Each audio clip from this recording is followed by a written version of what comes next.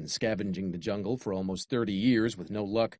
Thousands of leaflets had met with no response, but fuck it, this deadbeat college dropout hippie was going to be the one to find him. Unarmed and untrained for any sort of reconnaissance or tactical warfare, Suzuki traveled to Lubang and began wandering around the jungle all by himself. His strategy? Scream Onoda's name really loudly and tell him that the Emperor was worried about him. Because they're family, and family are supposed to be close. Why does that seem true? Because your family is supposed to matter to you more than anyone else. Why does that seem true? Because being close with your family is normal and healthy, and I don't have that. In this exchange, I'm clear about my underlying value, having a good relationship with my brother, but I'm still struggling with my metric. I've given it another name, closeness, but the metric hasn't really changed. I'm still judging myself as a brother based on frequency of contact, and comparing myself, using that metric, against other people I know. Everyone else, or so it seems, has a close relationship with their family members, and I don't. So obviously there must be something wrong with me. But what if I'm choosing a poor metric for myself and my life? What else could be true that I'm not considering? Well, perhaps I don't need to be close to my brother to have that good relationship that I value. Perhaps there just needs to be some mutual respect, which there is. Or maybe mutual trust is what to look for, and it's there. Perhaps these metrics would be better assessments of brotherhood than how many text messages he and I exchange. This clearly makes sense.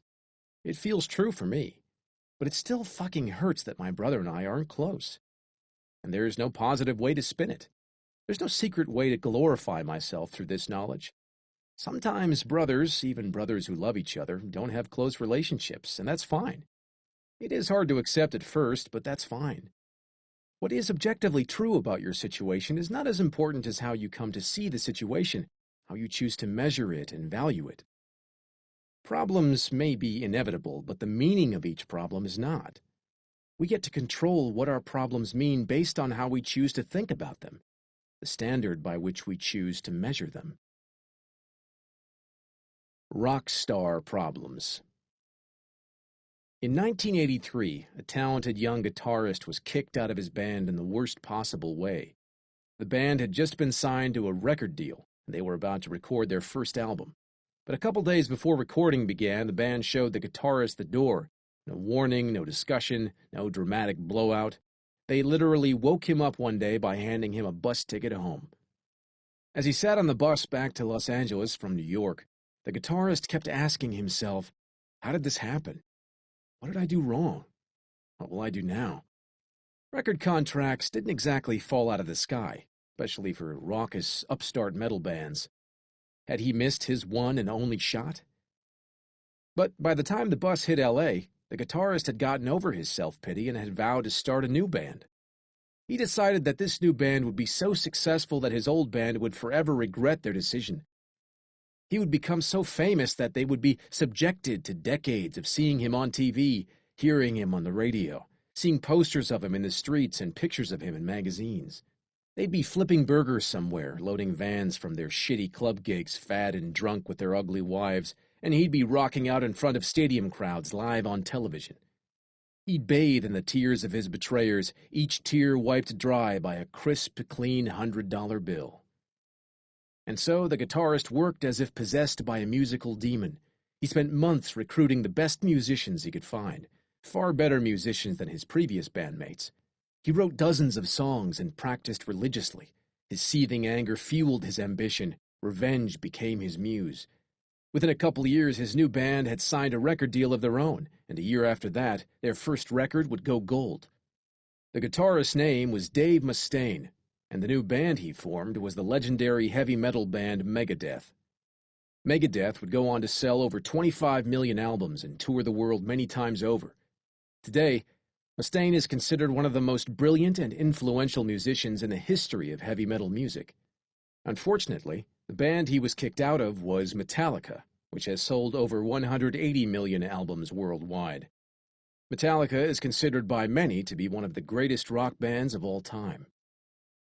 And because of this, in a rare intimate interview in 2003, A tearful Mustaine admitted that he couldn't help but still consider himself a failure.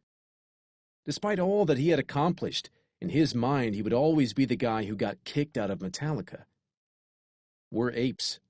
We think we're all sophisticated with our toaster ovens and designer footwear, but we're just a bunch of finely ornamented apes. And because we are apes, we instinctually measure ourselves against others and vie for status. The question is not whether we evaluate ourselves against others. Rather, the question is, by what standard do we measure ourselves? Dave Mustaine, whether he realized it or not, chose to measure himself by whether he was more successful and popular than Metallica. The experience of getting thrown out of his former band was so painful for him that he adopted success relative to Metallica as the metric by which to measure himself and his music career. Despite taking a horrible event in his life and making something positive out of it, as Mustaine did with Megadeth, his choice to hold on to Metallica's success as his life-defining metric continued to hurt him decades later. Despite all the money and the fans and the accolades, he still considered himself a failure. Now, you and I may look at Dave Mustaine's situation and laugh. Here's this guy with millions of dollars, hundreds of thousands of adoring fans, a career doing the thing he loves best, and still he's getting all weepy-eyed that his rock star buddies from 20 years ago are way more famous than he is. This is because you and I have different values than Mustaine does, and we measure ourselves by different metrics. Our metrics are probably more like, I don't want to work a job for a boss I hate, or I'd like to earn enough money to send my kid to a good school, or I'd be happy not to wake up in a drainage ditch. And by these metrics, Mustaine is wildly, unimaginably successful. But by his metric, be more popular and successful than Metallica, he's a failure. Our values determine the metrics by which we measure ourselves and everyone else. Onoda's value of loyalty to the Japanese Empire is what sustained him on Lubang for almost 30 years. But this same value is also what made him miserable upon his return to Japan. Mustaine's metric of being better than Metallica likely helped him launch an incredibly successful music career. But that same metric later tortured him in spite of his success. If you want to change how you see your problems, you have to change what you value and/or how you measure failure and success. As an example, let's look at another musician who got kicked out of another band. His story eerily echoes that of Dave Mustaine, although it happened 2 decades earlier. It was 1962, and there was a buzz around an up-and-coming band from Liverpool, England. This band had funny haircuts and an even funnier name, but their music was undeniably good, and the record industry was finally taking notice. There was John, the lead singer and songwriter, Paul, the boyish-faced romantic bass player, George, the rebellious lead guitar player, and then there was the drummer. He was considered the best-looking of the bunch. The girls all went wild for him, and it was his face that began to appear in the magazines first. He was the most professional member of the group, too. He didn't do drugs. He had a steady girlfriend. There were even a few people in suits and ties who thought he should be the face of the band, not John or Paul. His name was Pete Best, and in 1962, after landing their first record contract, the other 3 members of the Beatles quietly got together and asked their manager, Brian Epstein, to fire him. Epstein agonized over the decision. He liked Pete, so he put it off, hoping the other 3 guys would change their minds. Months later, a mere 3 days before the recording of the first record began, Epstein finally called Best to his office. There, the manager unceremoniously told him to piss off and find another band. He gave no reason, no explanation, no condolences. Just told him that the other guys wanted him out of the group, so, best of luck. As a replacement, the band brought in some oddball named Ringo Starr. Ringo was older and had a big, funny nose. Ringo agreed to get the same ugly haircut as John, Paul, and George, and insisted on writing songs about octopuses and submarines. The other guys said, sure, fuck it, why not? Within 6 months of Best's firing, Beatlemania had erupted, making John, Paul, George, and Ringo Starr arguably 4 of the most famous faces on the entire planet.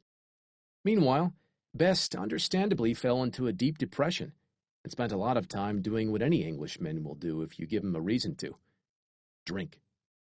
The rest of the 60s were not kind to Pete Best. By 1965, he had sued two of the Beatles for slander, and all of his other musical projects had failed horribly. In 1968, he attempted suicide, only to be talked out of it by his mother. His life was a wreck. Best didn't have the same redemptive story Dave Mustaine did. He never became a global superstar or made millions of dollars. Yet in many ways, Best ended up better off than Mustaine. In an interview in 1994, Best said, "I'm happier than I would have been with the Beatles." What the hell? Best explained that the circumstances of his getting kicked out of the Beatles ultimately led him to meet his wife, and then his marriage led him to having children. His values changed. He began to measure his life differently. Fame and glory would have been nice, sure, but he decided that what he already had was more important: a big and loving family, a stable marriage, a simple life. He even still got to play drums, touring Europe and recording albums well into the 2000s. So what was really lost? Just a lot of attention and adulation, whereas what was gained meant so much more to him. These stories suggest that some values and metrics are better than others. Some lead to good problems that are easily and regularly solved. Others lead to bad problems that are not easily and regularly solved. Shitty values. There are a handful of common values that create really poor problems for people, problems that can hardly be solved. So let's go over some of them quickly. 1. Pleasure. Pleasure is great, but it's a horrible value to prioritize your life around. Ask any drug addict how his pursuit of pleasure turned out. Ask an adulterer who shattered her family and lost her children whether pleasure ultimately made her happy. Ask a man who almost ate himself to death how pleasure helped him solve his problems. Pleasure is a false god. Research shows that people who focus their energy on superficial pleasures end up more anxious, more emotionally unstable, and more depressed. Pleasure is the most superficial form of life satisfaction and therefore the easiest to obtain and the easiest to lose. And yet, pleasure is what's marketed to us 24/7. It's what we fixate on. It's what we use to numb and distract ourselves. But pleasure, while necessary in life in certain doses, isn't by itself sufficient. Pleasure is not the cause of happiness. Rather, it is the effect. If you get the other stuff right, the other values and metrics, then pleasure will naturally occur as a byproduct. 2. Material success. Many people measure their self-worth based on how much money they make or what kind of car they drive, or whether their front lawn is greener and prettier than the next-door neighbor's. Research shows that once one is able to provide for basic physical needs, food, shelter, and so on, the correlation between happiness and worldly success quickly approaches zero. So if you're starving and living on the street in the middle of India, an extra $10,000 a year would affect your happiness a lot. But if you're sitting pretty in the middle class in a developed country, an extra $10,000 per year won't affect anything much, meaning that you're killing yourself working overtime and weekends for basically nothing. The other issue with overvaluing material success is the danger of prioritizing it over other values, such as honesty, nonviolence, and compassion. When people measure themselves not by their behavior, but by the status symbols they're able to collect, then not only are they shallow, but they're probably assholes as well. 3. Always being right. Our brains are inefficient machines.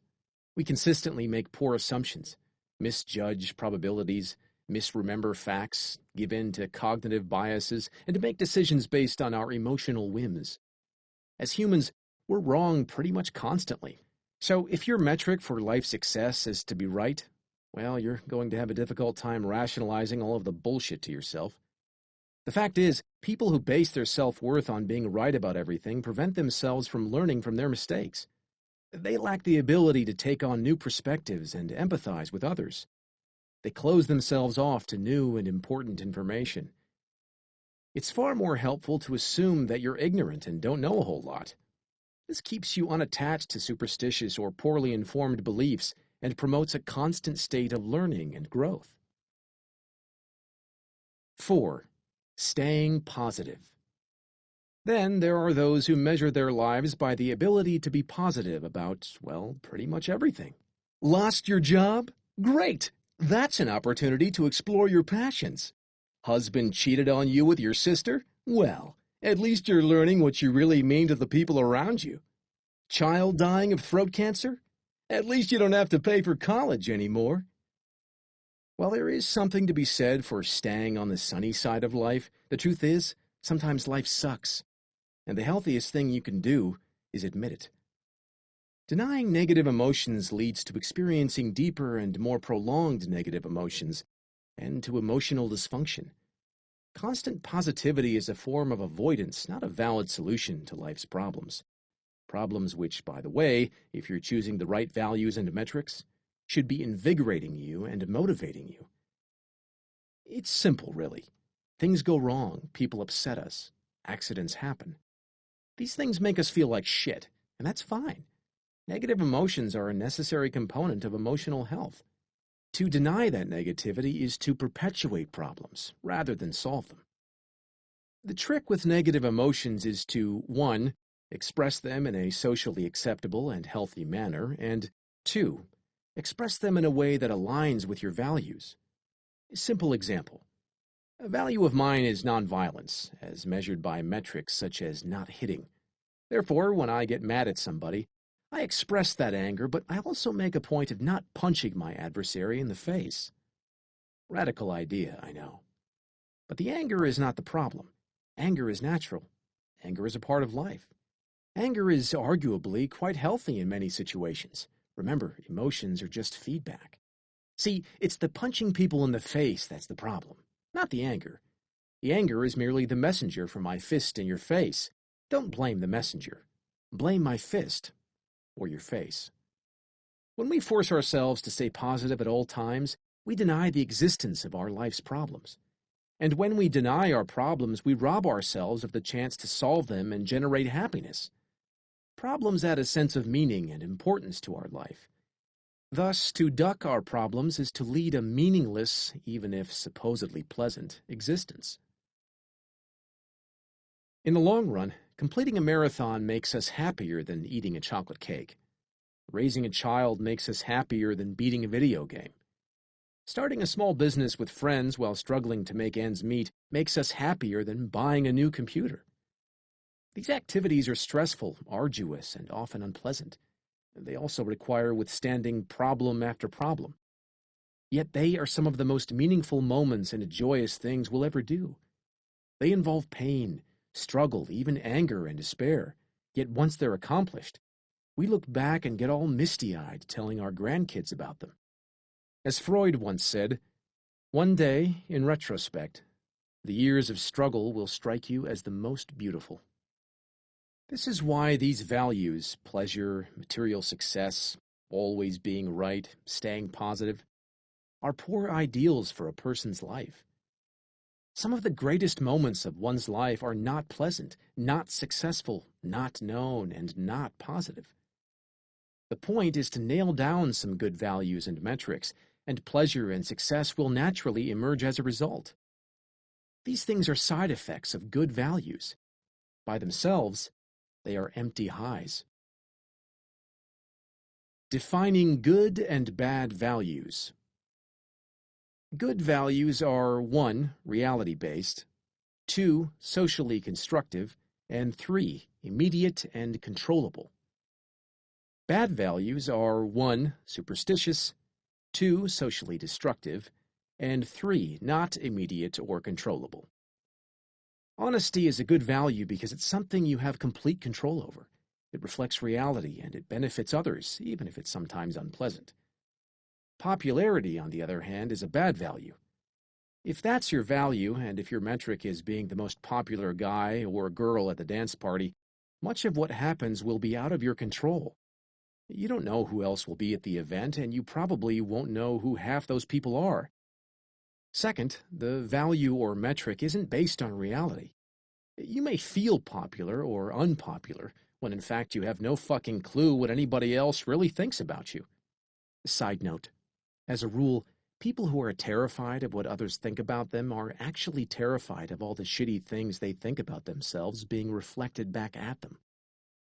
Some examples of good, healthy values: honesty, innovation, vulnerability, standing up for oneself, standing up for others, self-respect, curiosity, charity, humility, creativity.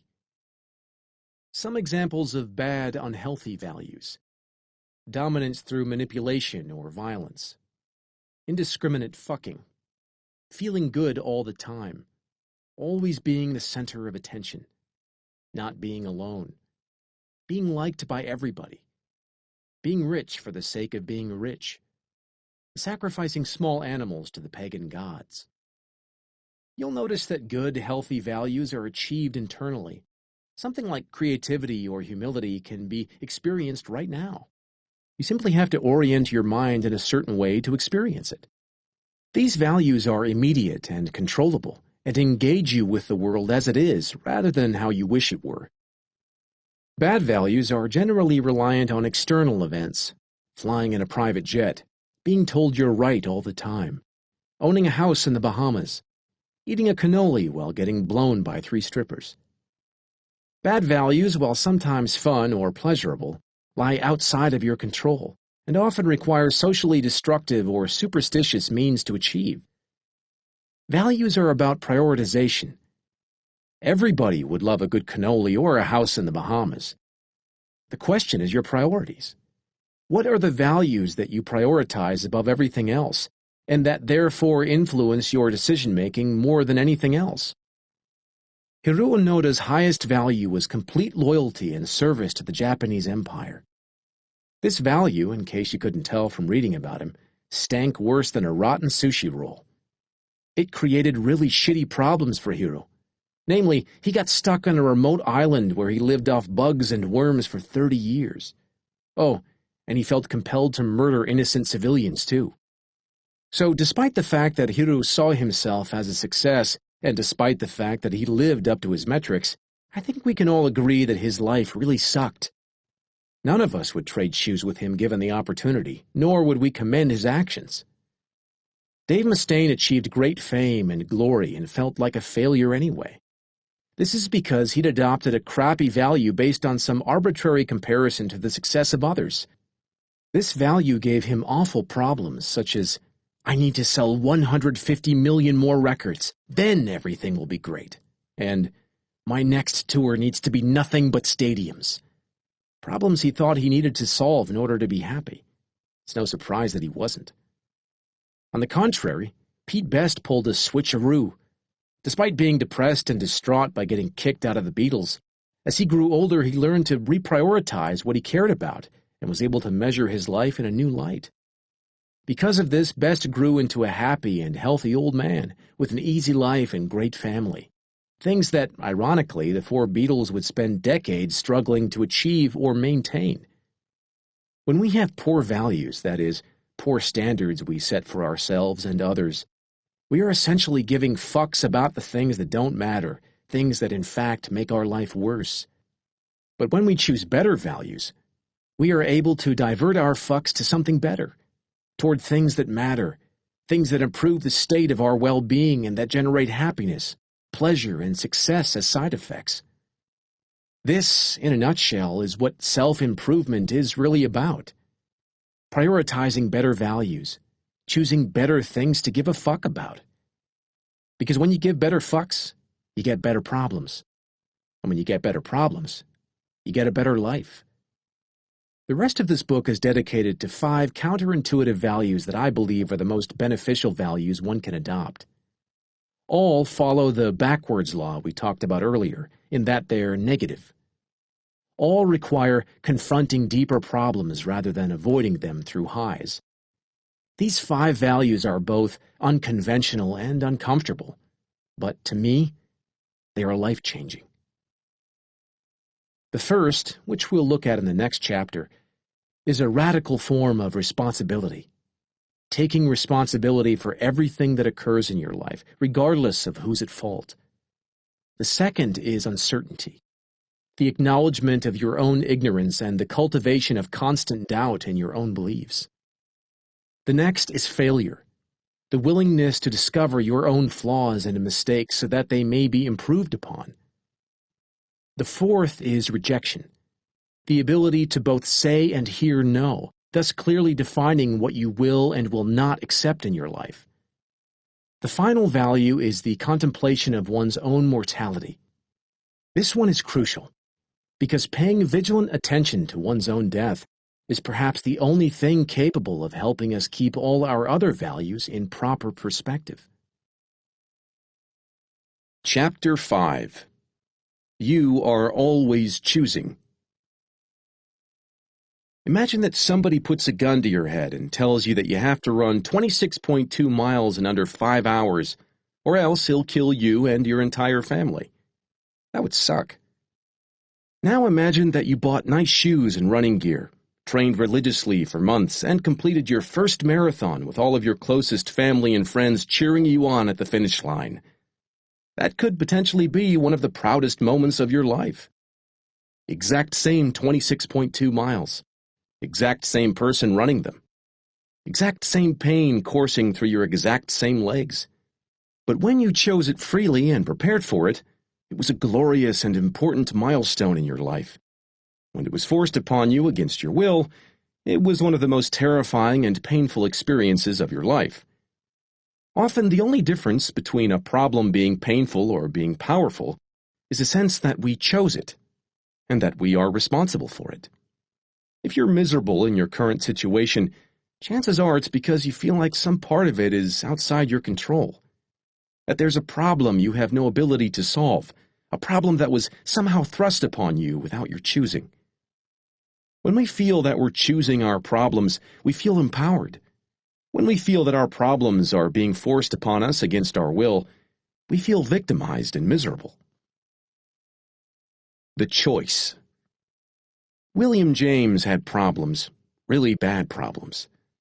Although born into a wealthy and prominent family, from birth James suffered life-threatening health issues. An eye problem that left him temporarily blinded as a child, a terrible stomach condition that caused excessive vomiting and forced him to adopt an obscure and highly sensitive diet, trouble with his hearing, back spasms so bad that for days at a time he often couldn't sit or stand upright. Due to his health problems, James spent most of his time at home. He didn't have many friends, and he wasn't particularly good at school. Instead, he passed the days painting. That was the only thing he liked, and the only thing he felt particularly good at. Unfortunately, nobody else thought he was good at it. When he grew to adulthood, nobody bought his work, and as the years dragged on, his father, a wealthy businessman, began ridiculing him for his laziness and his lack of talent.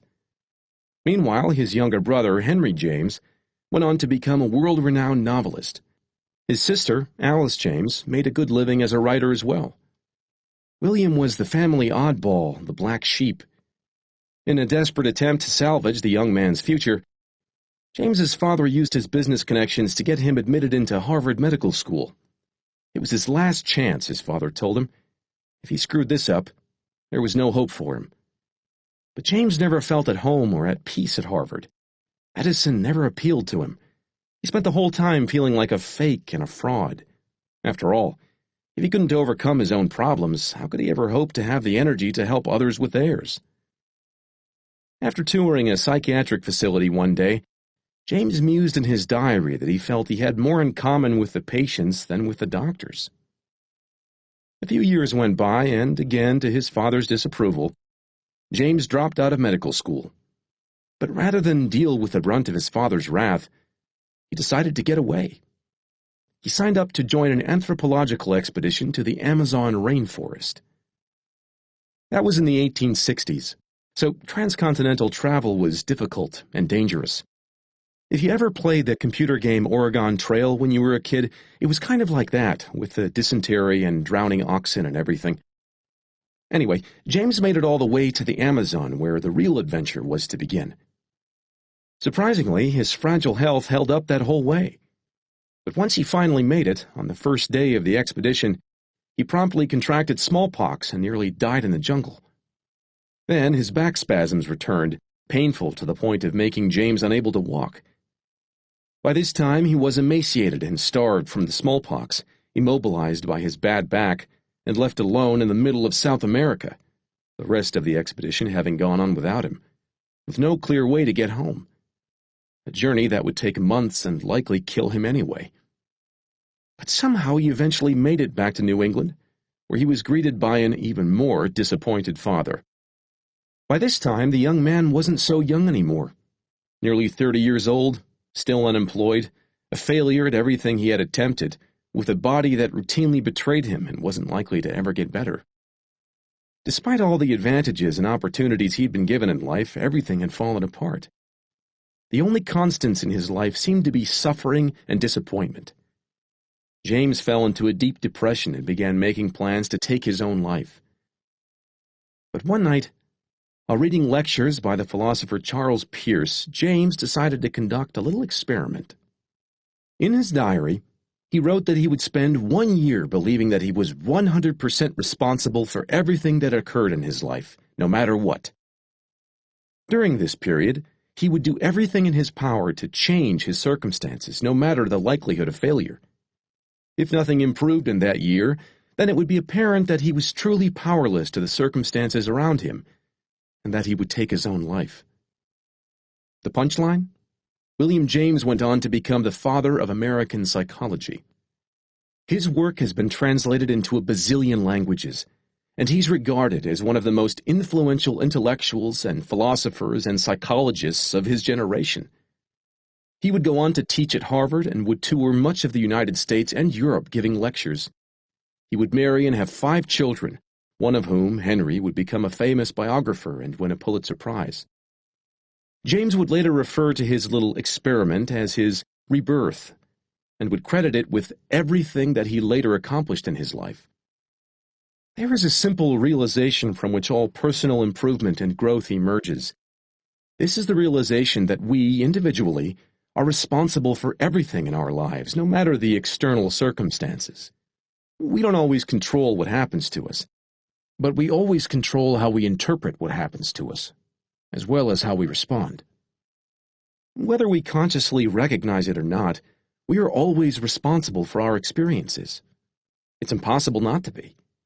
Choosing to not consciously interpret events in our lives is still an interpretation of the events of our lives.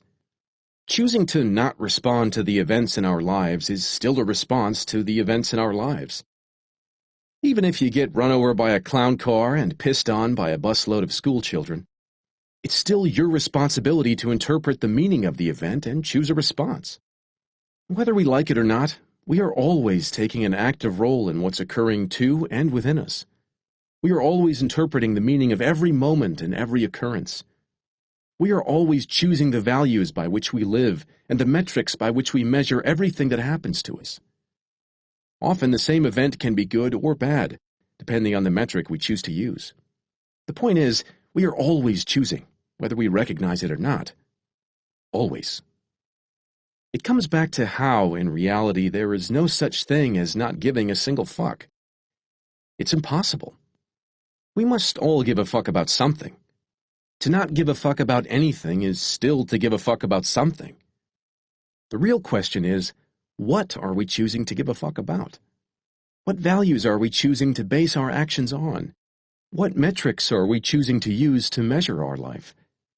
And are those good choices, good values, and good metrics? The responsibility/fault fallacy. Years ago, when I was much younger and stupider, I wrote a blog post, and at the end of it I said something like, "And as a great philosopher once said, with great power comes great responsibility." It sounded nice and authoritative. I couldn't remember who had said it, and my Google search had turned up nothing, but I stuck it in there anyway. It fit the post nicely. About 10 minutes later, the first comment came in. "I think the great philosopher you're referring to is Uncle Ben from the movie Spider-Man." As another great philosopher once said, "Dope! With great power comes great responsibility." The last words of Uncle Ben before a thief whom Peter Parker let get away murders him on a sidewalk full of people for absolutely no explicable reason. That great philosopher. Still, we've all heard the quote. It gets repeated a lot, usually ironically and after about 7 beers. It's one of those perfect quotes that sound really intelligent, and yet it's basically just telling you what you already know, even if you've never quite thought about the matter before. With great power comes great responsibility. It is true, but there's a better version of this quote, a version that actually is profound, and all you have to do is switch the nouns around. With great responsibility comes great power. The more we choose to accept responsibility in our lives, the more power we will exercise over our lives. Accepting responsibility for our problems is thus the first step to solving them. I once knew a man who was convinced that the reason no woman would date him was because he was too short. He was educated, interesting, and good-looking, a good catch in principle. But he was absolutely convinced that women found him too short to date. And because he felt that he was too short, he didn't often go out and try to meet women. The few times he did, he would home in on the smallest behaviors from any woman he talked with that could possibly indicate he wasn't attractive enough for her, and then convince himself that she didn't like him, even if she really did. As you can imagine, his dating life sucked. What he didn't realize was that he had chosen the value that was hurting him, height. Women, he assumed, are attracted only to height. He was screwed no matter what he did. This choice of value was disempowering. It gave this man a really crappy problem. Not being tall enough in a world meant, in his view, for tall people. There are far better values that he could have adopted in his dating life. I want to date only women who like me for who I am. Might have been a nice place to start. A metric that assesses the values of honesty and acceptance. But he did not choose these values.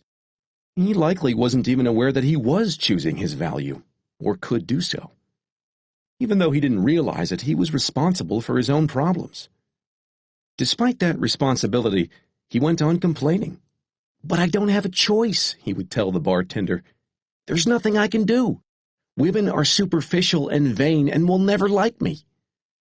Yes, it's every single woman's fault for not liking a self-pitying, shallow guy with shitty values. Obviously. A lot of people hesitate to take responsibility for their problems because they believe that to be responsible for your problems is to also be at fault for your problems. Responsibility and fault often appear together in our culture, but they're not the same thing. If I hit you with my car, I am both at fault and likely legally responsible to compensate you in some way. Even if hitting you with my car was an accident, I am still responsible. This is the way fault works in our society.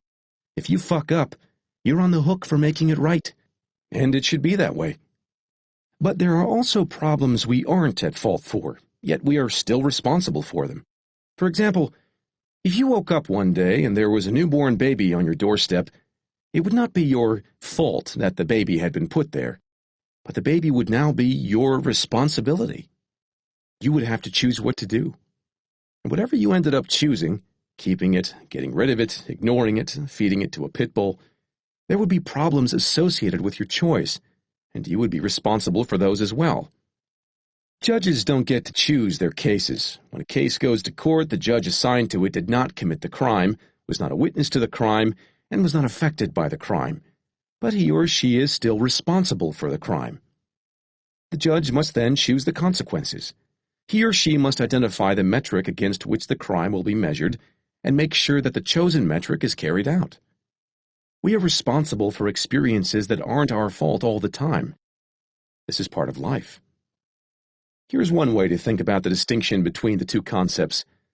Fault is past tense. Responsibility is present tense. Fault results from choices that have already been made. Responsibility results from the choices you're currently making every second of every day. You are choosing to read this. You are choosing to think about the concepts. You are choosing to accept or reject the concepts. It may be my fault that you think my ideas are lame, but you are responsible for coming to your own conclusions. It's not your fault that I chose to write this sentence, but you are still responsible for choosing to read it, or not. There's a difference between blaming someone else for your situation and that person's actually being responsible for your situation. Nobody else is ever responsible for your situation but you. Many people may be to blame for your unhappiness, but nobody is ever responsible for your unhappiness but you.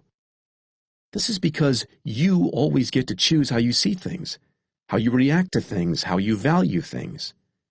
You always get to choose the metric by which to measure your experiences. My first girlfriend dumped me in spectacular fashion. She was cheating on me with her teacher. It was awesome. And by awesome, I mean it felt like getting punched in the stomach about 253 times. To make things worse, when I confronted her about it, she promptly left me for him. 3 years together, down the toilet just like that. I was miserable for months afterward. That was to be expected. But I also held her responsible for my misery, which, take it from me, didn't get me very far. It just made the misery worse. See, I couldn't control her. No matter how many times I called her or screamed at her or begged her to take me back or made surprise visits to her place or did other creepy and irrational ex-boyfriend things, I could never control her emotions or her actions. Ultimately, while she was to blame for how I felt, she was never responsible for how I felt. I was. At some point, after enough tears and alcohol, my thinking began to shift, and I began to understand that although she had done something horrible to me and she could be blamed for that, it was now my own responsibility to make myself happy again. She was never going to pop up and fix things for me. I had to fix them for myself. When I took that approach, a few things happened. First, I began to improve myself. I started exercising and spending more time with my friends, whom I had been neglecting. I started deliberately meeting new people. I took a big study abroad trip and did some volunteer work, and slowly I started to feel better. I still resented my ex for what she had done, but at least now I was taking responsibility for my own emotions. And by doing so, I was choosing better values aimed at taking care of myself, learning to feel better about myself, rather than aimed at getting her to fix what she'd broken. By the way, this whole holding her responsible for my emotions thing is probably part of why she left in the first place. More on that in a couple chapters. Then, about a year later, something funny began to happen. As I looked back on our relationship, I started to notice problems I had never noticed before. Problems that I was to blame for and that I could have done something to solve. I realized that it was likely that I hadn't been a great boyfriend, and that people don't just magically cheat on somebody they've been with unless they are unhappy for some reason. I'm not saying that this excused what my ex did, not at all. But recognizing my mistakes helped me to realize that I perhaps hadn't been the innocent victim I'd believed myself to be. That I had a role to play in enabling the shitty relationship to continue for as long as it did. After all, people who date each other tend to have similar values. And if I dated someone with shitty values for that long, what did that say about me and my values?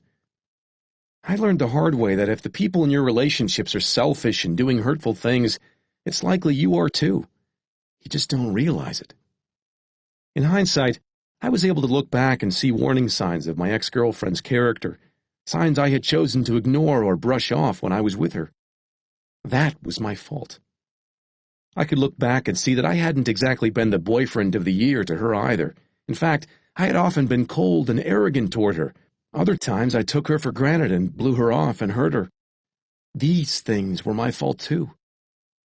Did my mistakes justify her mistake? No. But still, I took on the responsibility of never making those same mistakes again, and never overlooking the same signs again, to help guarantee that I will never suffer the same consequences again. I took on the responsibility of striving to make my future relationships with women that much better. And I'm happy to report that I have. No more cheating girlfriends leaving me. No more 253 stomach punches. I took responsibility for my problems and improved upon them.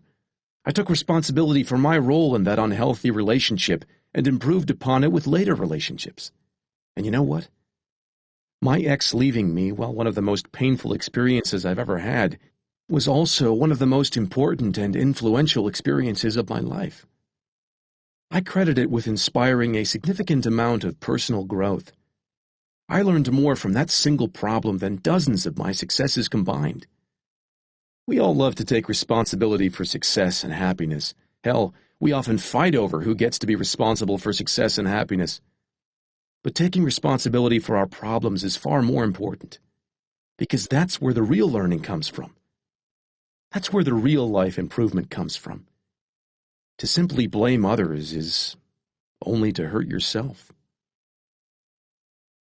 Responding to tragedy. But what about really awful events? A lot of people can get on board with taking responsibility for work-related problems and maybe watching too much TV when they should really be playing with their kids or being productive. But when it comes to horrible tragedies, they pull the emergency cord on the responsibility train and get off when it stops. Some things just feel too painful for them to own up to. But think about it. The intensity of the event doesn't change the underlying truth. If you get robbed, say, you're obviously not at fault for being robbed. No one would ever choose to go through that. But as with the baby on your doorstep, you are immediately thrust into responsibility for a life-and-death situation. Do you fight back? Do you panic? Do you freeze up? Do you tell the police?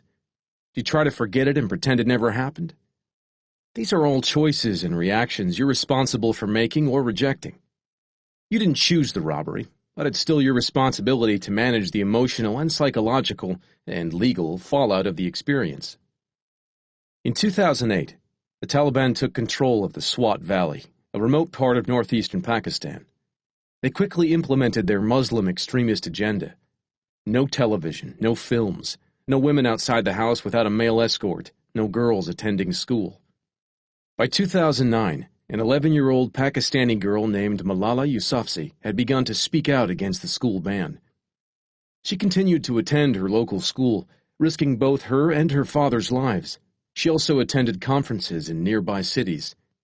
She wrote online, "How dare the Taliban take away my right for education?" In 2012, at the age of 14, she was shot in the face as she rode the bus home from school one day. A masked Taliban soldier armed with a rifle boarded the bus and asked, "Who is Malala? Tell me, or I will shoot everyone here." Malala identified herself, an amazing choice in and of itself, and the man shot her in the head in front of all the other passengers. Malala went into a coma and almost died. The Taliban stated publicly that if she somehow survived the attempt, they would kill both her and her father. Today, Malala is still alive. She still speaks out against violence and oppression toward women in Muslim countries, now as a best-selling author. In 2014, she received the Nobel Peace Prize for her efforts. It would seem that being shot in the face only gave her a larger audience and more courage than before. It would have been easy for her to lie down and say, "I can't do anything," or "I have no choice." That, ironically, would still have been her choice. But she chose the opposite. A few years ago, I had written about some of the ideas in this chapter on my blog, and a man left a comment. He said that I was shallow and superficial, adding that I had no real understanding of life's problems or human responsibility. He said that his son had recently died in a car accident. He accused me of not knowing what true pain was, and said that I was an asshole for suggesting that he himself was responsible for the pain he felt over his son's death. This man had obviously suffered pain much greater than most people ever have to confront in their lives. He didn't choose for his son to die, nor was it his fault that his son died. The responsibility for coping with that loss was given to him even though it was clearly and understandably unwanted. But despite all that, he was still responsible for his own emotions, beliefs, and actions. How he reacted to his son's death was his own choice. Pain of one sort or another is inevitable for all of us, but we get to choose what it means to and for us. Even in claiming that he had no choice in the matter and simply wanted his son back, he was making a choice. One of many ways he could have chosen to use that pain. Of course, I didn't say any of this to him. I was too busy being horrified and thinking that, yes, perhaps I was way in over my head and had no idea what the fuck I was talking about. That's a hazard that comes with my line of work. A problem that I choose, and a problem that I was responsible for dealing with. At first I felt awful, but then, after a few minutes, I began to get angry. His objections had little to do with what I was actually saying, I told myself. And what the hell? Just because I don't have a kid who died doesn't mean I haven't experienced terrible pain myself. But then I actually applied my own advice. I chose my problem. I could get mad at this man and argue with him, try to outpain him with my own pain, which would just make us both look stupid and insensitive. Or I could choose a better problem, working on practicing patience, understanding my readers better, and keeping that man in mind every time I wrote about pain and trauma from then on. And that's what I've tried to do. I replied simply that I was sorry for his loss and left it at that. What else can you say? Genetics and the hand we're dealt. In 2013, the BBC rounded up half a dozen teenagers with obsessive-compulsive disorder, OCD, and followed them as they attended intensive therapies to help them overcome their unwanted thoughts and repetitive behaviors. There was Imogen, a 17-year-old girl who had a compulsive need to tap every surface she walked past. If she failed to do so, she was flooded with horrific thoughts of her family dying. There was Josh, who needed to do everything with both sides of his body, shake a person's hand with both his right and left hand, eat his food with each hand, step through a doorway with both feet, and so on. If he didn't equalize his two sides, he suffered from severe panic attacks. And then there was Jack, a classic germaphobe who refused to leave his house without wearing gloves, boiled all his water before drinking it, and refused to eat food not cleaned and prepared himself.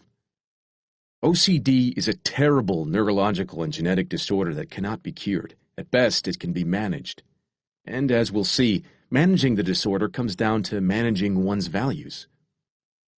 The first thing the psychiatrists on this project do is tell the kids that they're to accept the imperfections of their compulsive desires. What that means, as one example, is that when Imogen becomes flooded with horrible thoughts of her family dying, she's to accept that her family may actually die, and that there's nothing she can do about it.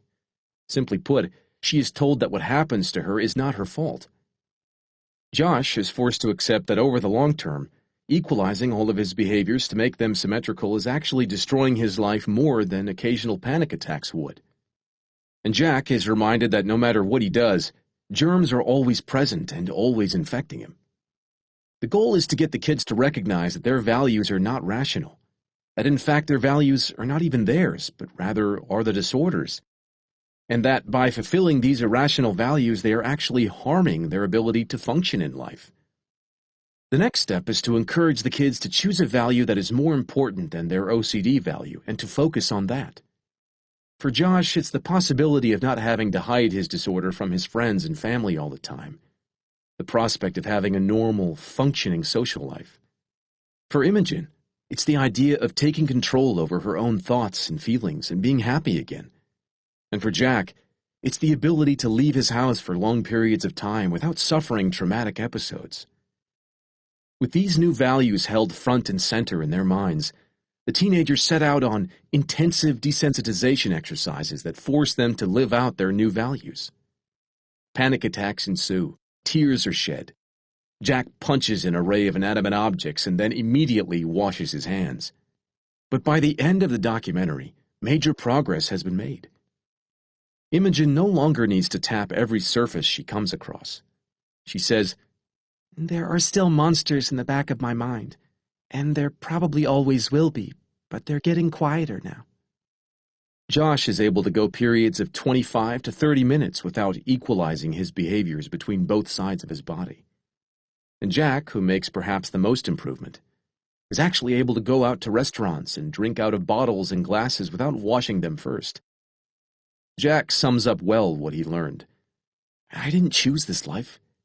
I didn't choose this horrible, horrible condition. But I get to choose how to live with it. I have to choose how to live with it." A lot of people treat being born with a disadvantage, whether OCD or small stature or something very different, as though they were screwed out of something highly valuable. They feel that there's nothing they can do about it, so they avoid responsibility for their situation. They figure, "I didn't choose my crappy genetics, so it's not my fault if things go wrong." And it's true, it's not their fault. But it's still their responsibility. Back in college, I had a bit of a delusional fantasy of becoming a professional poker player. I won money and everything, and it was fun, but after almost a year of serious play, I quit. The lifestyle of staying up all night staring at a computer screen, winning thousands of dollars one day and then losing most of it the next, wasn't for me. And it wasn't exactly the most healthy or emotionally stable means of earning a living. But my time playing poker had a surprisingly profound influence on the way I see life. The beauty of poker is that while luck is always involved, luck doesn't dictate the long-term results of the game. A person can get dealt terrible cards and beat someone who is dealt great cards. Sure, the person who gets dealt great cards has a higher likelihood of winning the hand, but ultimately the winner is determined by, yep, you guessed it, the choices each player makes throughout play. I see life in the same terms. We all get dealt cards. Some of us get better cards than others. And while it's easy to get hung up on our cards and feel we got screwed over, the real game lies in the choices we make with those cards, the risks we decide to take, and the consequences we choose to live with. People who consistently make the best choices in the situations they're given are the ones who eventually come out ahead in poker, just as in life. And it's not necessarily the people with the best cards. There are those who suffer psychologically and emotionally from neurological and/or genetic deficiencies. But this changes nothing. Sure, they inherited a bad hand and are not to blame. No more than the short guy wanting to get a date is to blame for being short, or the person who got robbed is to blame for being robbed. But it's still their responsibility. Whether they choose to seek psychiatric treatment, undergo therapy, or do nothing, the choice is ultimately theirs to make. There are those who suffer through bad childhoods. There are those who are abused and violated and screwed over physically, emotionally, financially. They are not to blame for their problems and their hindrances, but they are still responsible, always responsible, to move on despite their problems and to make the best choices they can given their circumstances. And let's be honest here. If you were to add up all of the people who have some psychiatric disorder, struggle with depression or suicidal thoughts, have been subjected to neglect or abuse, have dealt with tragedy or the death of a loved one, and have survived serious health issues, accidents, or trauma, if you were to round up all of those people and put them in the room, well, you'd probably have to round up everyone. Because nobody makes it through life without collecting a few scars on the way out. Sure, some people get saddled with worse problems than others, and some people are legitimately victimized in horrible ways. But as much as this may upset us or disturb us, it ultimately changes nothing about the responsibility equation of our individual situation. Victimhood chic. The responsibility or fault fallacy allows people to pass off the responsibility for solving their problems to others. This ability to alleviate responsibility through blame gives people a temporary high and a feeling of moral righteousness. Unfortunately, one side effect of the internet and social media is that it's become easier than ever to push responsibility for even the tiniest of infractions onto some other group or person. In fact, this kind of public blame or shame game has become popular. In certain crowds, it's even seen as cool. The public sharing of injustices garners far more attention and emotional outpouring than most other events on social media, rewarding people who are able to perpetually feel victimized with ever-growing amounts of attention and sympathy. Victimhood chic is in style on both the right and the left today, among both the rich and the poor. In fact, this may be the first time in human history that every single demographic group has felt unfairly victimized simultaneously. And they're all riding the highs of the moral indignation that comes along with it. Right now, anyone who is offended about anything, whether it's the fact that a book about racism was assigned in a university class, or that Christmas trees were banned at the local mall, or the fact that taxes were raised 0.5% on investment funds, feels as though they're being oppressed in some way, and therefore deserve to be outraged and to have a certain amount of attention. The current media environment both encourages and perpetuates these reactions because, after all, it's good for business. The writer and media commentator Ryan Holiday refers to this as outrage porn. Rather than report on real stories and real issues, the media find it much easier and more profitable to find something mildly offensive, broadcast it to a wide audience, generate outrage, and then broadcast that outrage back across the population in a way that outrages yet another part of the population.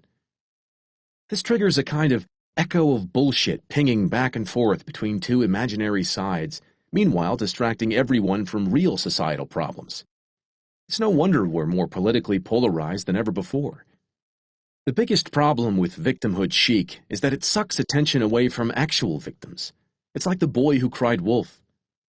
The more people there are who proclaim themselves victims over tiny infractions, the harder it becomes to see who the real victims actually are. People get addicted to feeling offended all the time because it gives them a high. Being self-righteous and morally superior feels good. As political cartoonist Tim Kreider put it in a New York Times op-ed, outrage is like a lot of other things that feel good but over time devour us from the inside out.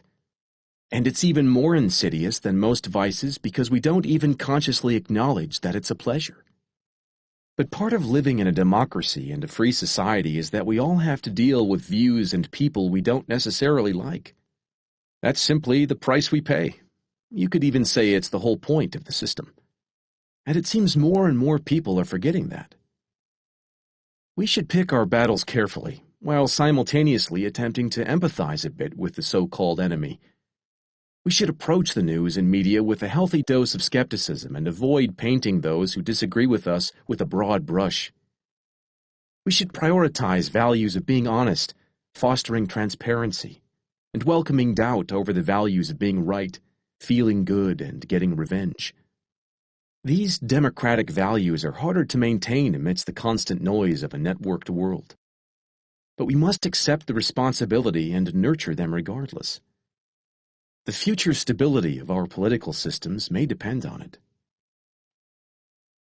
There is no how. A lot of people might hear all of this and then say something like, "Okay, but how? I get that my values suck and that I avoid responsibility for all of my problems, and that I'm an entitled little shit who thinks the world should revolve around me and every inconvenience I experience. But how do I change?" And to this I say, in my best Yoda impersonation, Do or do not. There is no how. You are already choosing in every moment of every day what to give a fuck about. So change is as simple as choosing to give a fuck about something else. It really is that simple. It's just not easy. It's not easy because you're going to feel like a loser, a fraud, a dumbass at first. You're going to be nervous. You're going to freak out. You may get pissed off at your wife or your friends or your father in the process. These are all side effects of changing your values, of changing the fucks you're giving. But they are inevitable.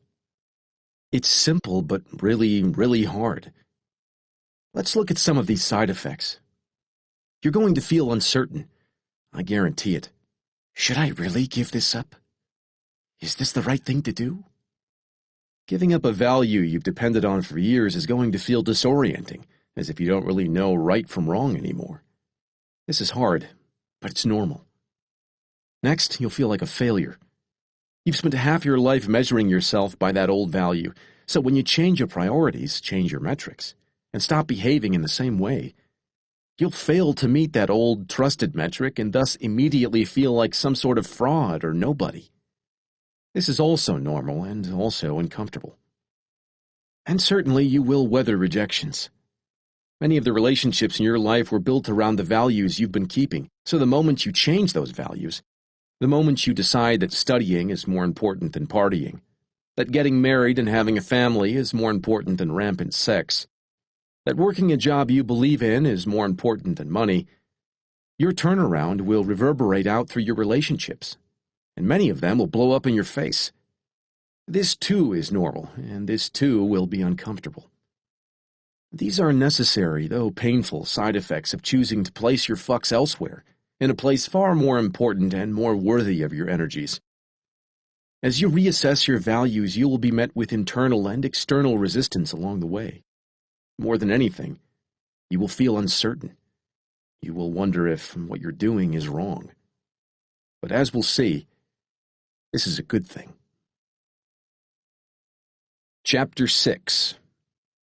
You're wrong about everything, but so am I. 500 years ago, cartographers believed that California was an island. Doctors believed that slicing a person's arm open, or causing bleeding anywhere, could cure disease. Scientists believed that fire was made out of something called phlogiston. Women believed that rubbing dog urine on their face had anti-aging benefits. Astronomers believed that the sun revolved around the earth. When I was a little boy, I used to think mediocre was a kind of vegetable that I didn't want to eat. I thought my brother had found a secret passageway in my grandmother's house because he could get outside without having to leave the bathroom. Spoiler alert, there was a window. I also thought that when my friend and his family visited Washington, B.C., they had somehow traveled back in time when the dinosaurs lived, because after all, B.C. was a long time ago. As a teenager, I told everybody that I didn't care about anything, when the truth was I cared about way too much. Other people ruled my world without my even knowing. I thought happiness was a destiny and not a choice. I thought love was something that just happened, not something that you worked for. I thought being cool had to be practiced and learned from others rather than invented for oneself. When I was with my first girlfriend, I thought we would be together forever. And then, when that relationship ended, I thought I'd never feel the same way about a woman again. And then when I felt the same way about a woman again, I thought that love sometimes just wasn't enough. And then I realized that each individual gets to decide what is enough, and that love can be whatever we let it be. Every step of the way I was wrong, about everything. Throughout my life, I've been flat out wrong about myself, others, society, culture, the world, the universe, everything. And I hope that will continue to be the case for the rest of my life. Just as present Mark can look back on past Mark's every flaw and mistake, one day future Mark will look back on present Mark's assumptions, including the contents of this book, and notice similar flaws. And that will be a good thing, because that will mean I have grown. There's a famous Michael Jordan quote about him failing over and over and over again, and that's why he succeeded. Well, I'm always wrong about everything over and over and over again, and that's why my life improves. Growth is an endlessly iterative process. When we learn something new, we don't go from wrong to right. Rather, we go from wrong to slightly less wrong. And when we learn something additional, we go from slightly less wrong to slightly less wrong than that, and then to even less wrong than that, and so on. We are always in the process of approaching truth and perfection without actually ever reaching truth or perfection. We shouldn't seek to find the ultimate right answer for ourselves, but rather, we should seek to chip away at the ways that we're doing wrong today so that we can be a little less wrong tomorrow. When viewed from this perspective, personal growth can actually be quite scientific. Our values are our hypotheses. This behavior is good and important. That other behavior is not. Our actions are the experiments. The resulting emotions and thought patterns are our data. There is no correct dogma or perfect ideology. There is only what your experience has shown you to be right for you. And even then, that experience is probably somewhat wrong too. And because you and I and everybody else all have differing needs and personal histories and life circumstances, we will all inevitably come to differing correct answers about what our lives mean and how they should be lived. My correct answer involves traveling alone for years on end, living in obscure places and laughing at my own farts. Or at least that was the correct answer up until recently. That answer will change and evolve, because I change and evolve. And as I grow older and more experienced, I chip away at how wrong I am, becoming less and less wrong each day. Many people become so obsessed with being right about their life that they never end up actually living it. A certain woman is single and lonely and wants a partner, but she never gets out of the house and does anything about it. A certain man works his ass off and believes he deserves a promotion, but he never explicitly says that to his boss. They're told that they're afraid of failure, of rejection, of someone saying no. But that's not it. Sure, rejection hurts, failure sucks. But there are particular certainties that we hold on to, certainties that we're afraid to question or let go of, values that have given our lives meaning over the years.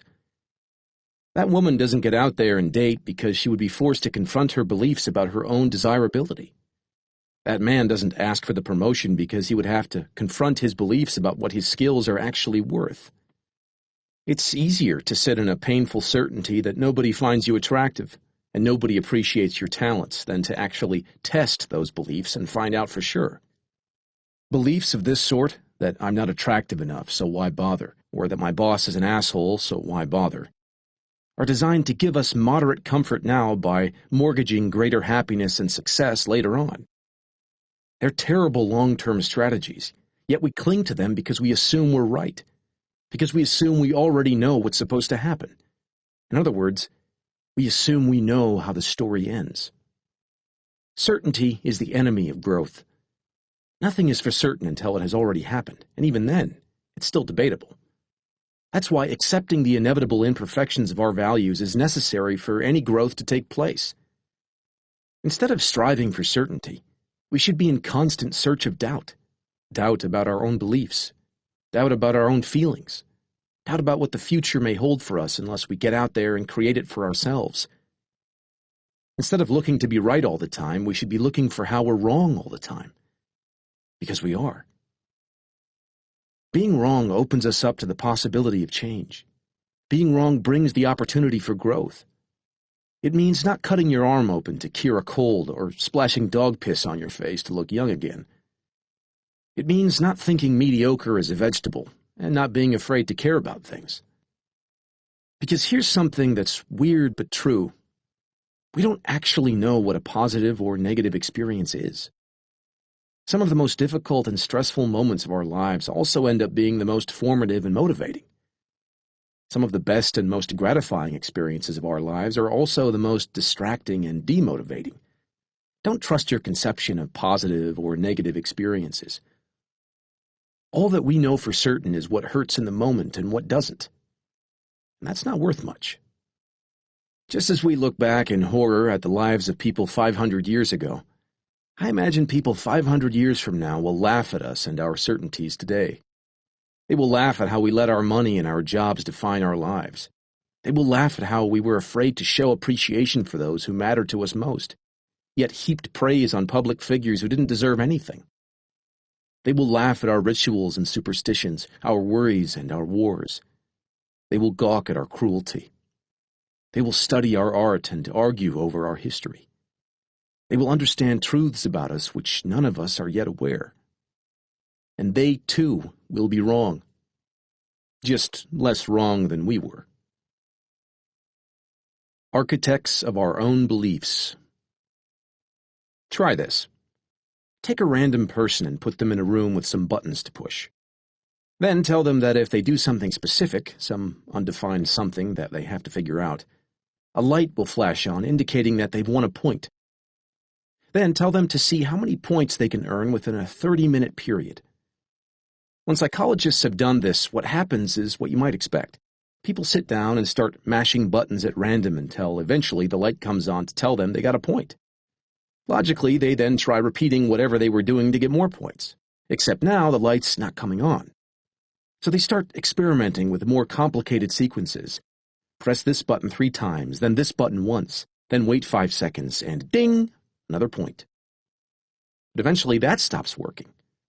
Perhaps it doesn't have to do with buttons at all, they think. Perhaps it has to do with how I'm sitting, or what I'm touching. Maybe it has to do with my feet. Ding! Another point. Yeah, maybe it's my feet, and then I press another button. Ding! Generally, within 10 to 15 minutes, each person has figured out the specific sequence of behaviors required to net more points. It's usually something weird like standing on one foot or memorizing a long sequence of buttons pressed in a specific amount of time while facing a certain direction. But here's the funny part. The points really are random. There's no sequence. There's no pattern. Just a light that keeps coming on with a ding, and people doing cartwheels thinking that what they're doing is giving them points. Sadism aside, the point of the experiment is to show how quickly the human mind is capable of coming up with and believing in a bunch of bullshit that isn't real. And it turns out, we're all really good at it. Every person leaves that room convinced that he or she nailed the experiment and won the game. They all believe that they discovered the perfect sequence of buttons that earned them their points. But the methods they come up with are as unique as the individuals themselves. One man came up with a long sequence of button pushing that made no sense to anyone but himself. One girl came to believe that she had to tap the ceiling a certain number of times to get points. When she left the room, she was exhausted from jumping up and down. Our brains are meaning machines. What we understand as meaning is generated by the association our brain makes between two or more experiences. We press a button, and we see a light go on. We assume the button caused the light to go on. This, at its core, is the basis of meaning. Button, light. Light, button. We see a chair.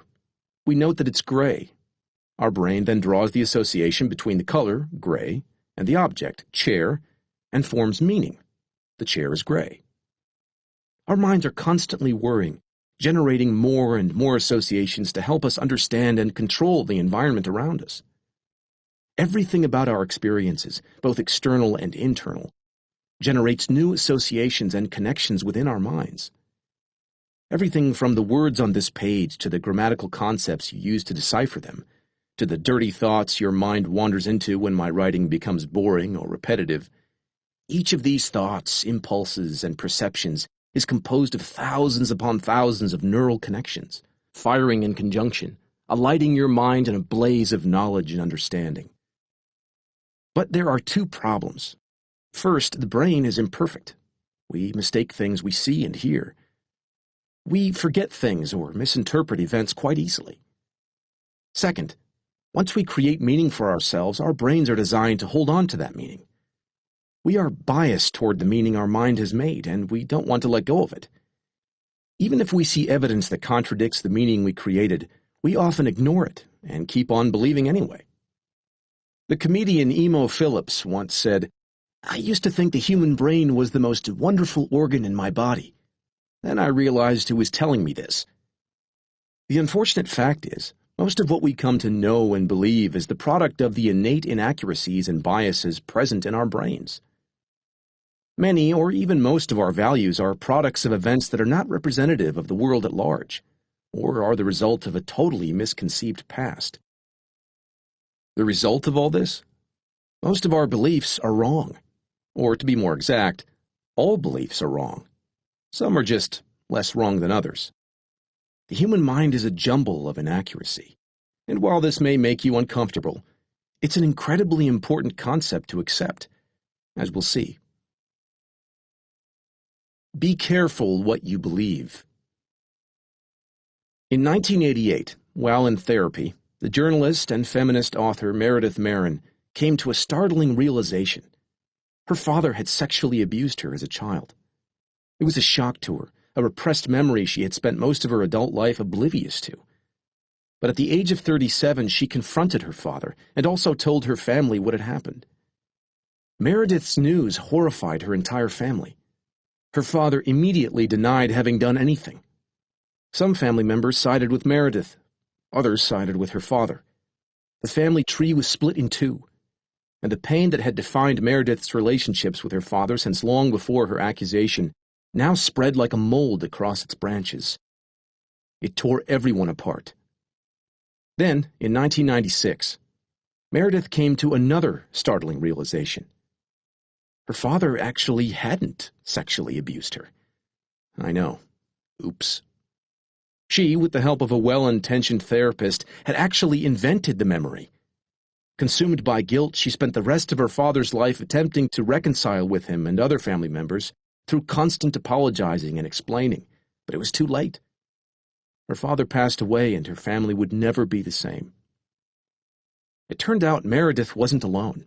As she describes in her autobiography, My Lie, A True Story of False Memory, throughout the 1980s, many women accused male family members of sexual abuse only to turn around and recant years later.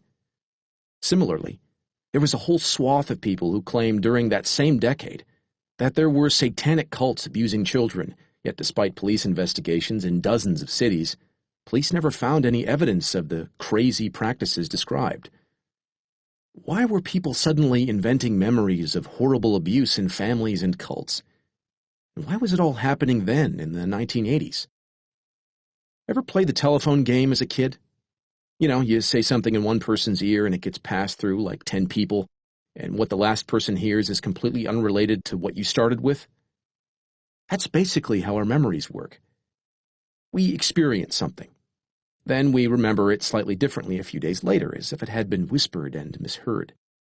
Then we tell somebody about it and have to fill in a couple of the plot holes with our own embellishments to make sure everything makes sense and we're not crazy. And then we come to believe those little filled-in mental gaps, and so we tell those the next time too. Except they're not real, so we get them a little bit wrong.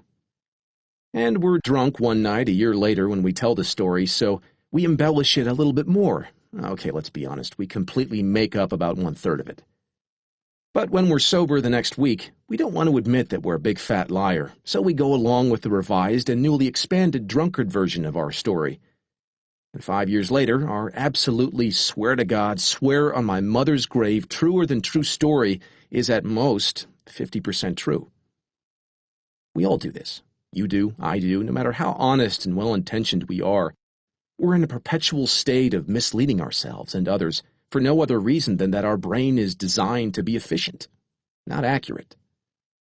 Not only does our memory suck to the point that eyewitness testimony isn't necessarily taken seriously in court cases, but our brain functions in a horribly biased way. How so? Well, our brain is always trying to make sense of our current situation based on what we already believe and have already experienced. Every new piece of information is measured against the values and conclusions we already have. As a result, our brain is always biased toward what we feel to be true in that moment. So when we have a great relationship with our sister, we'll interpret most of our memories about her in a positive light. But when the relationship sours, we'll often come to see those exact same memories differently, reinventing them in such a way as to explain our present-day anger toward her. That sweet gift she gave us last Christmas is now remembered as patronizing and condescending. That time she forgot to invite us to her lake house is now seen not as an innocent mistake, but as horrible negligence. Meredith's fake abuse story makes far more sense when we understand the values in which her beliefs arose. First of all, Meredith had had a strained and difficult relationship with her father throughout most of her life. Second, Meredith had had a series of failed intimate relationships with men, including a failed marriage.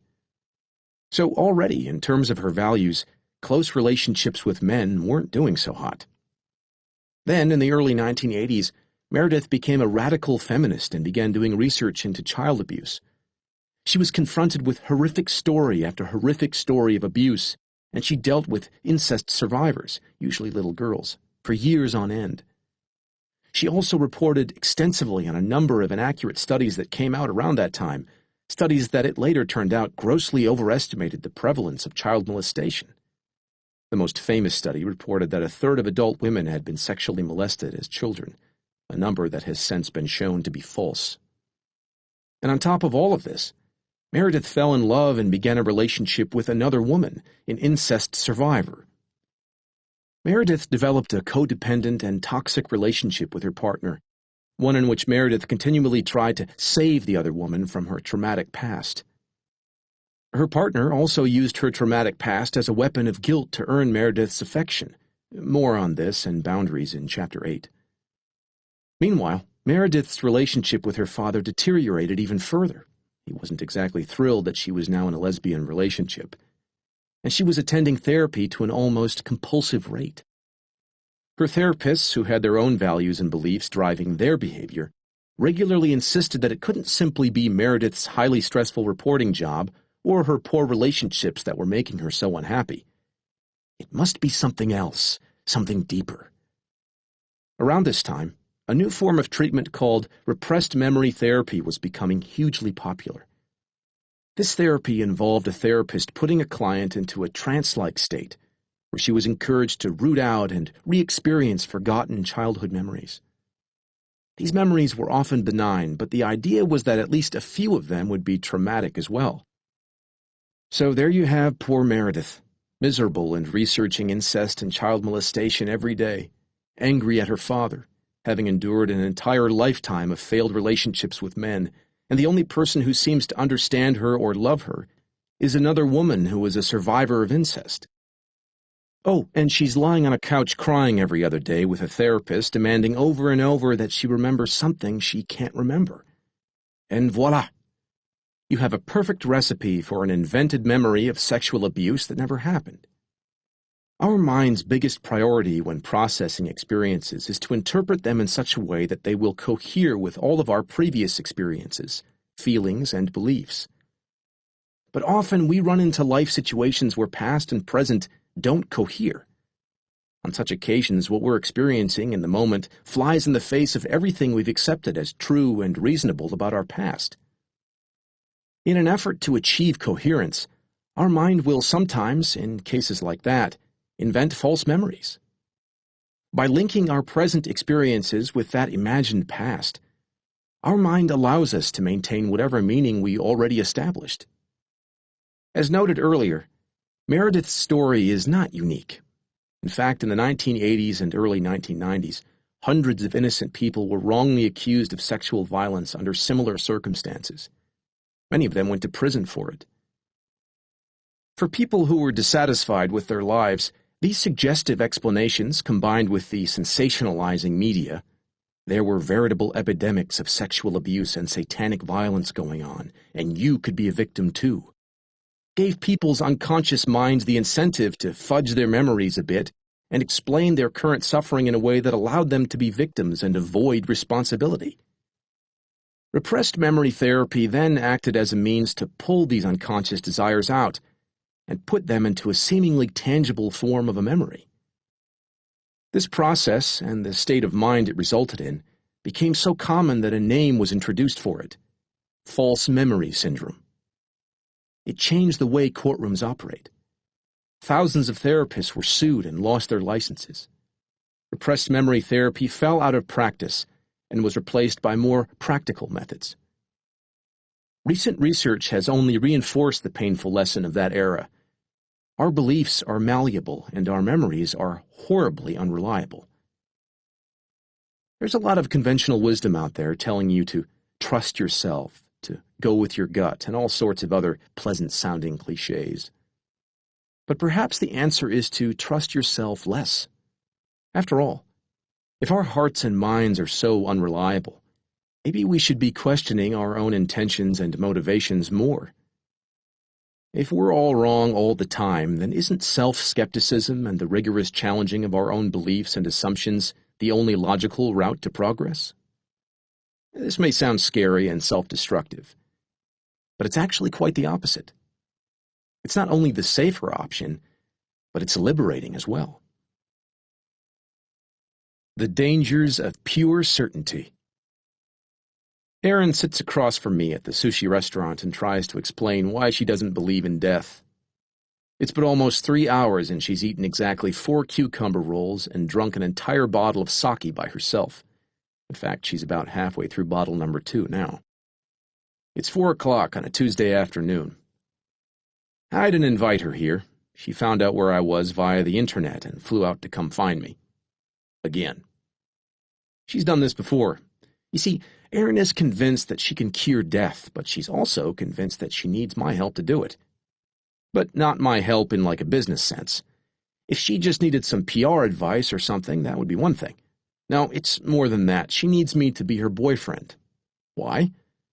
After 3 hours of questioning and a bottle and a half of sake, it still isn't clear. My fiancé was with us in the restaurant, by the way. Erin thought it important that she be included in the discussion. Erin wanted her to know that she was willing to share me and that my girlfriend, now wife, shouldn't feel threatened by her. I met Erin at a self-help seminar in 2008.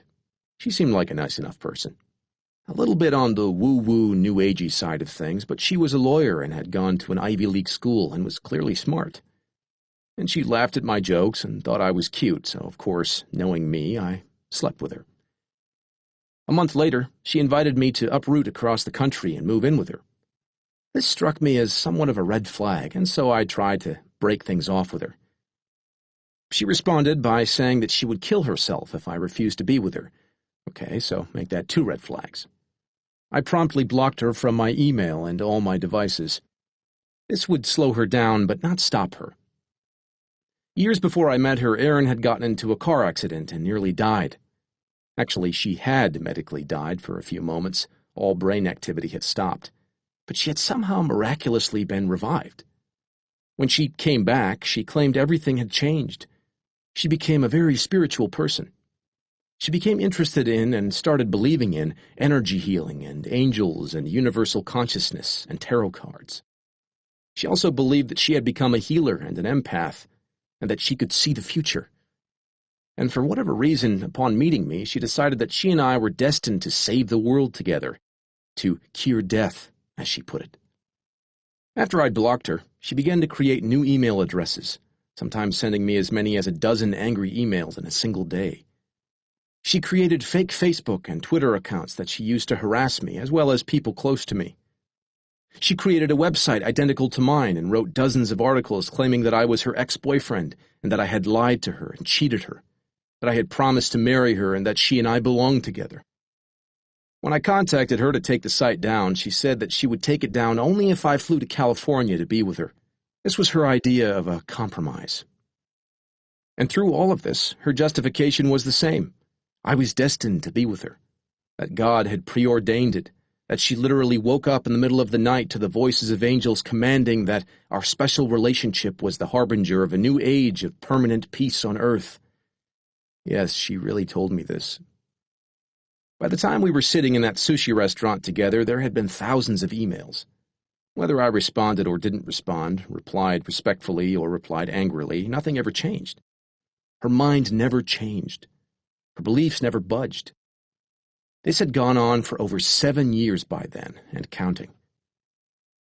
And so it was, in that small sushi restaurant, with Erin guzzling sake and babbling for hours about how she'd cured her cat's kidney stones with energy tapping, that something occurred to me.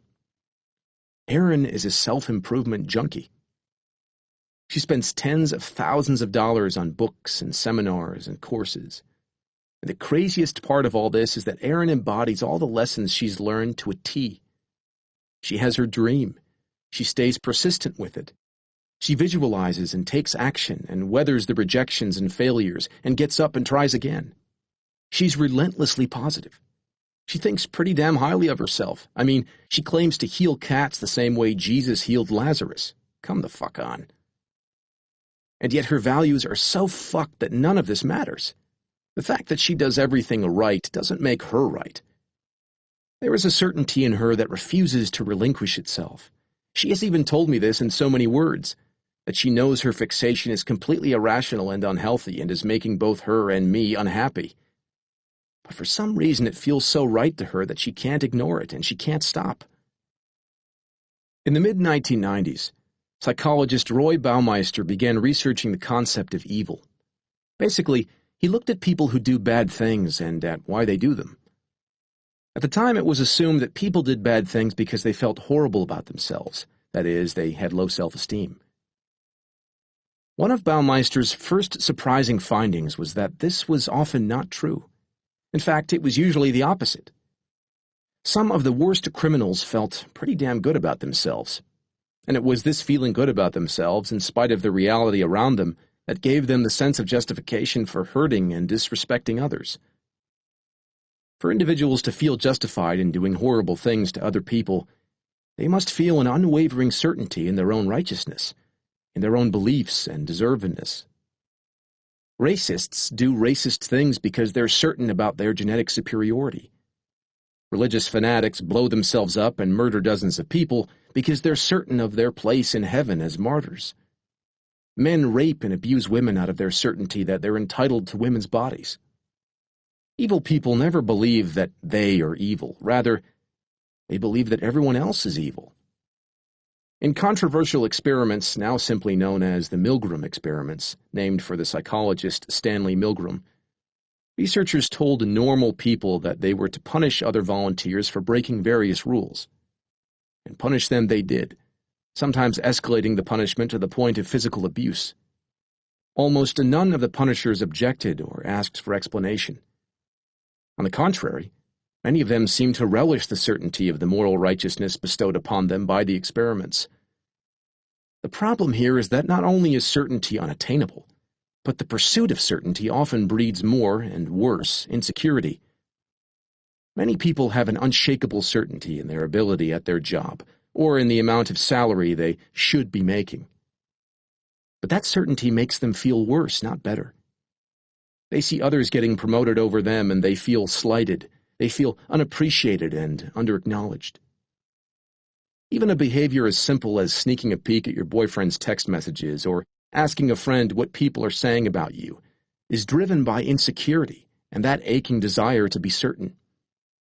You can check your boyfriend's text messages and find nothing, but that's rarely the end of it.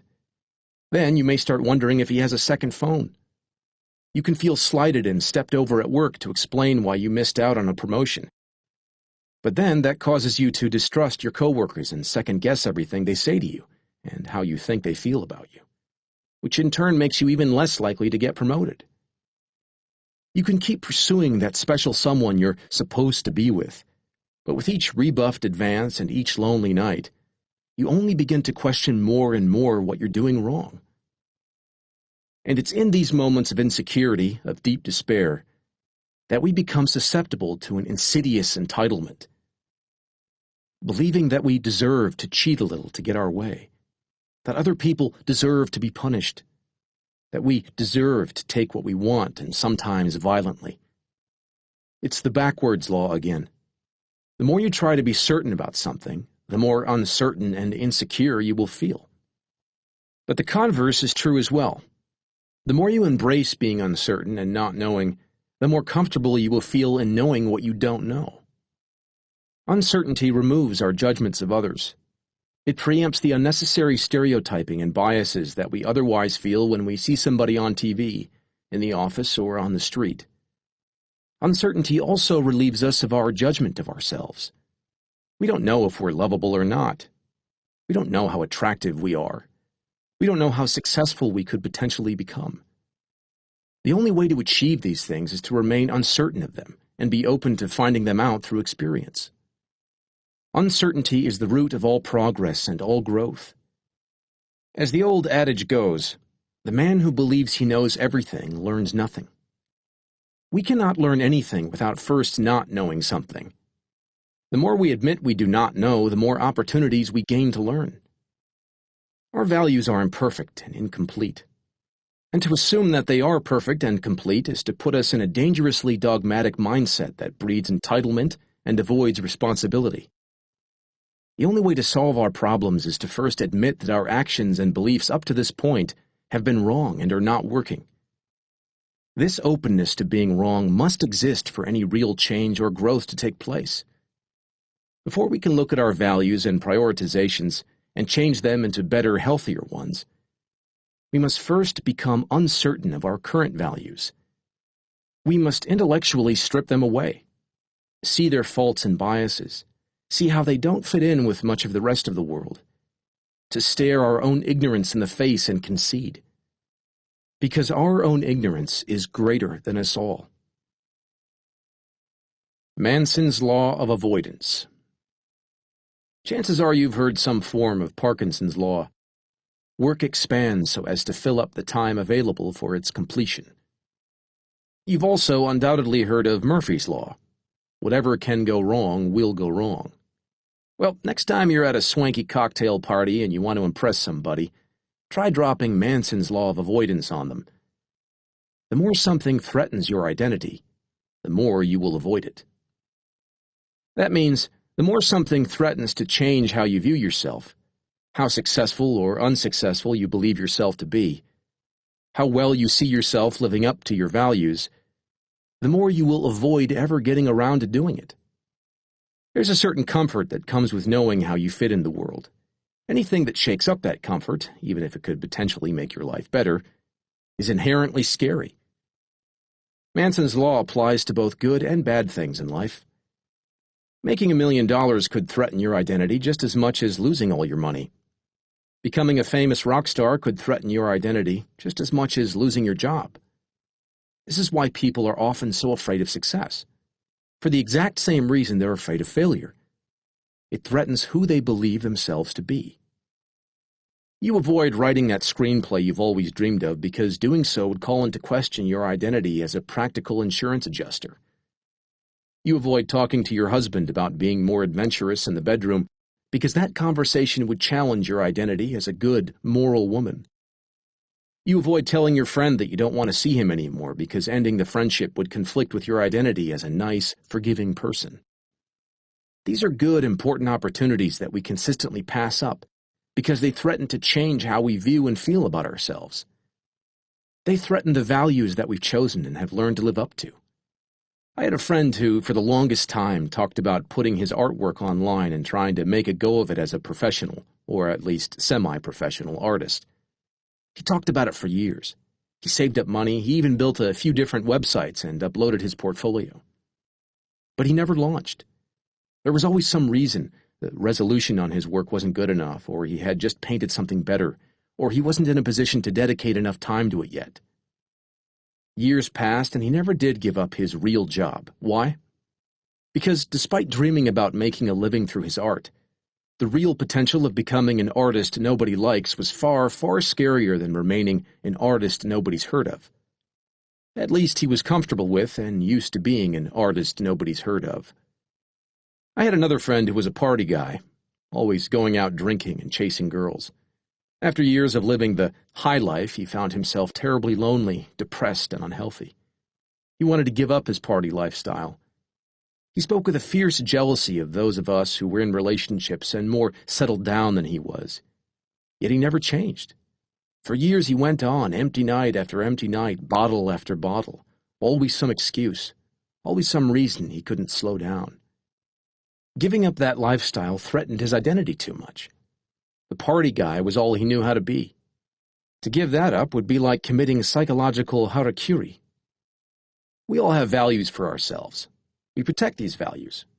We try to live up to them, and we justify them and maintain them. Even if we don't mean to, that's how our brain is wired. As noted before, we're unfairly biased toward what we already know, what we believe to be certain. If I believe I'm a nice guy, I'll avoid situations that could potentially contradict that belief. If I believe I'm an awesome cook, I'll seek out opportunities to prove that to myself over and over again. The belief always takes precedence. Until we change how we view ourselves, what we believe we are and are not, we cannot overcome our avoidance and anxiety. We cannot change. In this way, knowing yourself or finding yourself can be dangerous. It can cement you into a strict role and saddle you with unnecessary expectations. It can close you off to inner potential and outer opportunities. I say, don't find yourself.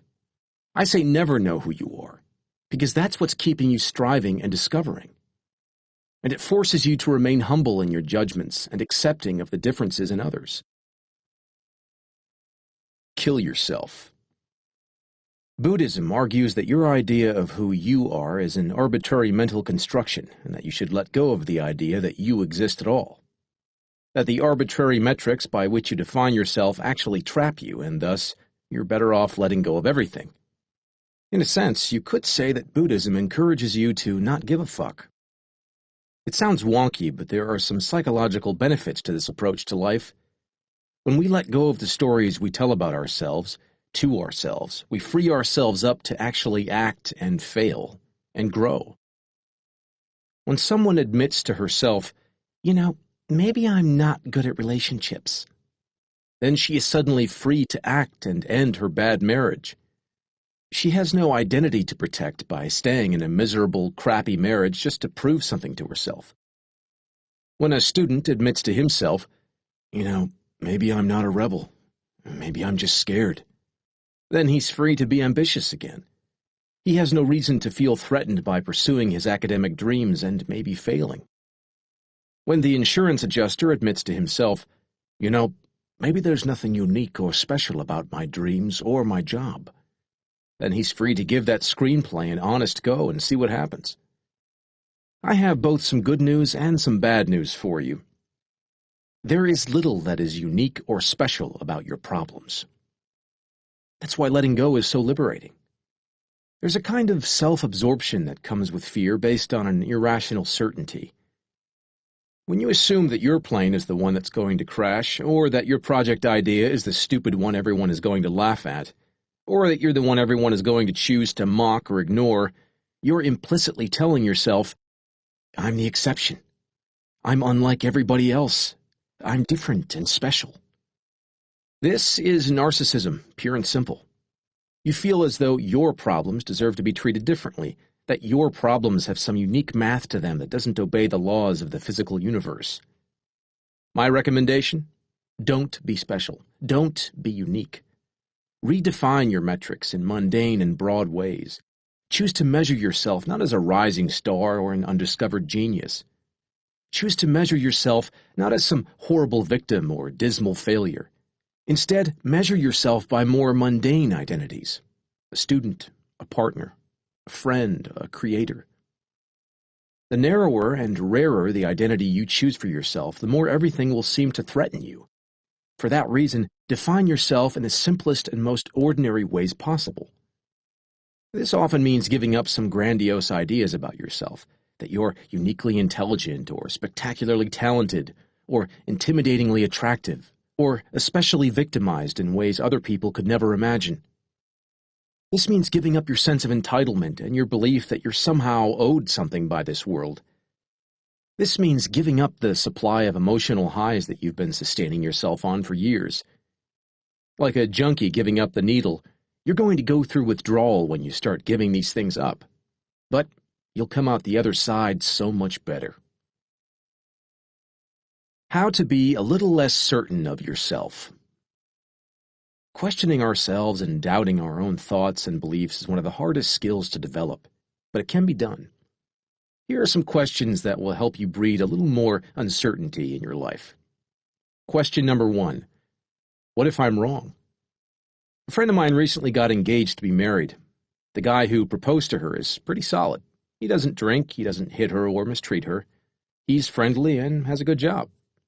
But since the engagement, my friend's brother has been admonishing her nonstop about her immature life choices, warning her that she's going to hurt herself with this guy, that she's making a mistake, that she's being irresponsible. And whenever my friend asks her brother, "What is your problem? Why does this bother you so much?" he acts as though there is no problem, that nothing about the engagement bothers him, that he's just trying to be helpful and look out for his little sister. But it's clear that something does bother him. Perhaps it's his own insecurities about getting married. Perhaps it's a sibling rivalry thing. Perhaps it's jealousy. Perhaps he's just so caught up in his own victimhood that he doesn't know how to show happiness for others without trying to make them feel miserable first. As a general rule, we're all the world's worst observers of ourselves. When we're angry or jealous or upset, we're oftentimes the last ones to figure it out. And the only way to figure it out is to put cracks in our armor of certainty by consistently questioning how wrong we might be about ourselves. Am I jealous? If I am, then why? Am I angry? Is she right, and I'm just protecting my ego? Questions like these need to become a mental habit. In many cases, the simple act of asking ourselves such questions generates the humility and compassion needed to resolve a lot of our issues. But it's important to note that just because you ask yourself if you have the wrong idea doesn't necessarily mean that you do. If your husband beats the crap out of you for burning the pot roast and you ask yourself if you're wrong to believe he's mistreating you, well, sometimes you're right. The goal is merely to ask the question and entertain the thought at the moment, not to hate yourself. It's worth remembering that for any change to happen in your life, you must be wrong about something. If you're sitting there, miserable day after day, then that means you're already wrong about something major in your life. And until you're able to question yourself to find it, nothing will change. Question number 2. What would it mean if I were wrong? Many people are able to ask themselves if they're wrong, but few are able to go the extra step and admit what it would mean if they were wrong. That's because the potential meaning behind our wrongness is often painful. Not only does it call into question our values, but it forces us to consider what a different, contradictory value could potentially look and feel like. Aristotle wrote, It is the mark of an educated mind to be able to entertain a thought without accepting it. Being able to look at and evaluate different values without necessarily adopting them is perhaps the central skill required in changing one's own life in a meaningful way. As for my friend's brother, his question to himself should be, what would it mean if I were wrong about my sister's wedding? Often, the answer to such a question is pretty straightforward, and some form of I'm being a selfish/insecure/narcissistic asshole. If he is wrong and his sister's engagement is fine and healthy and happy, there's really no way to explain his own behavior other than through his own insecurities and fucked-up values. He assumes that he knows what's best for his sister and that she can't make major life decisions for herself. He assumes that he has the right and responsibility to make decisions for her.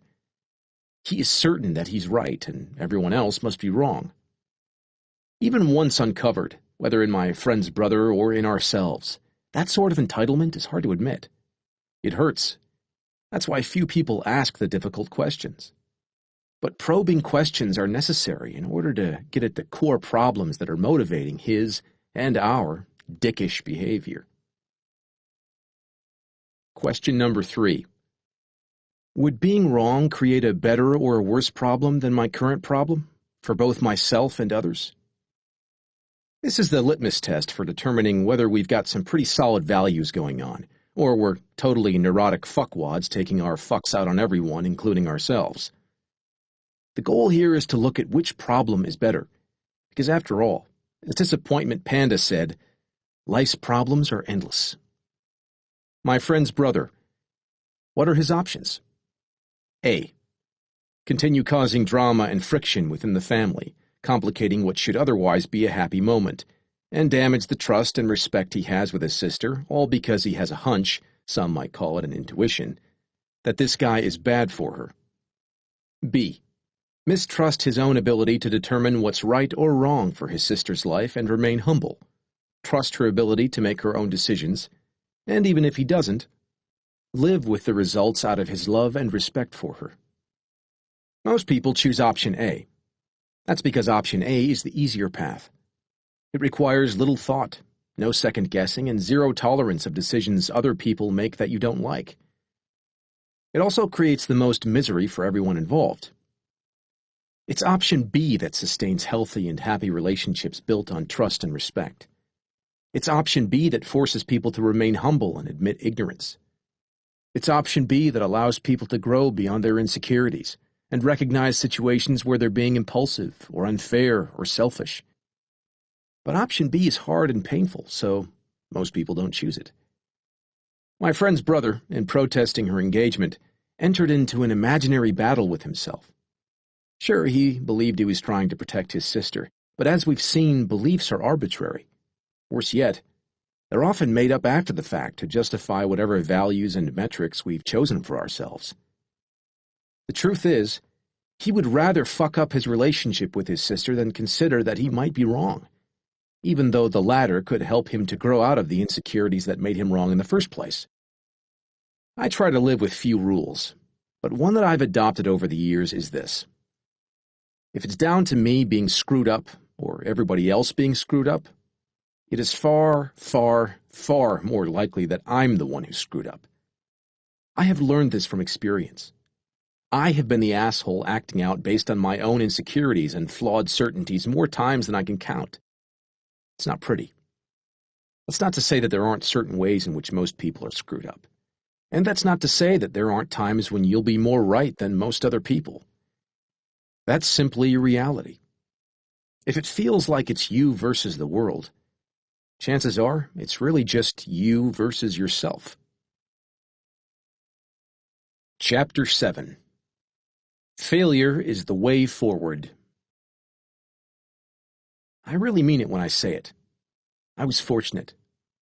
I graduated college in 2007, just in time for the financial collapse and Great Recession, and attempted to enter the worst job market in more than 80 years. Around the same time, I found out that the person who was subletting one of the rooms in my apartment hadn't paid any rent for 3 months. When confronted about this, she cried and then disappeared, leaving my other roommate and me to cover everything. Goodbye savings. I spent the next 6 months living on a friend's couch, stringing together odd jobs and trying to stay in as little debt as possible while looking for a real job. I say I was fortunate because I entered the adult world already a failure. I started out at rock bottom. That's basically everybody's biggest fear later on in life, when confronted with starting a new business or changing careers or quitting an awful job. And I got to experience it right out of the gates. Things could only get better. So yeah, lucky. When you're sleeping on a smelly futon and have to count coins to figure out whether you can afford McDonald's this week, and you've sent out 20 resumes without hearing a single word back, then starting a blog and a stupid internet business doesn't sound like such a scary idea. If every project I started failed, if every post I wrote went unread, I'd only be back exactly where I started. So why not try? Failure itself is a relative concept. If my metric had been to become an anarcho-communist revolutionary, then my complete failure to make any money between 2007 and 2008 would have been a raving success. But if, like most people, my metric had been to simply find a first serious job that could pay some bills right out of school, I was a dismal failure. I grew up in a wealthy family. Money was never a problem. On the contrary, I grew up in a wealthy family where money was more often used to avoid problems than solve them. I was again fortunate because this taught me at an early age that making money by itself was a lousy metric for myself. You could make plenty of money and be miserable, just as you could be broke and be pretty happy. Therefore, why use money as a means to measure my self-worth? Instead, my value was something else. It was freedom, autonomy. The idea of being an entrepreneur had always appealed to me because I hated being told what to do and preferred to do things my way. The idea of working on the internet appealed to me because I could do it from anywhere and work whenever I wanted. I asked myself a simple question. Would I rather make decent money and work a job I hated, or play at internet entrepreneur and be broke for a while? The answer was immediate and clear for me. The latter. I then asked myself, if I try this thing and fail in a few years and have to go get a job anyway, will I have really lost anything? The answer was no. Instead of a broke and unemployed 22-year-old with no experience, I'd be a broke and unemployed 25-year-old with no experience. Who cares?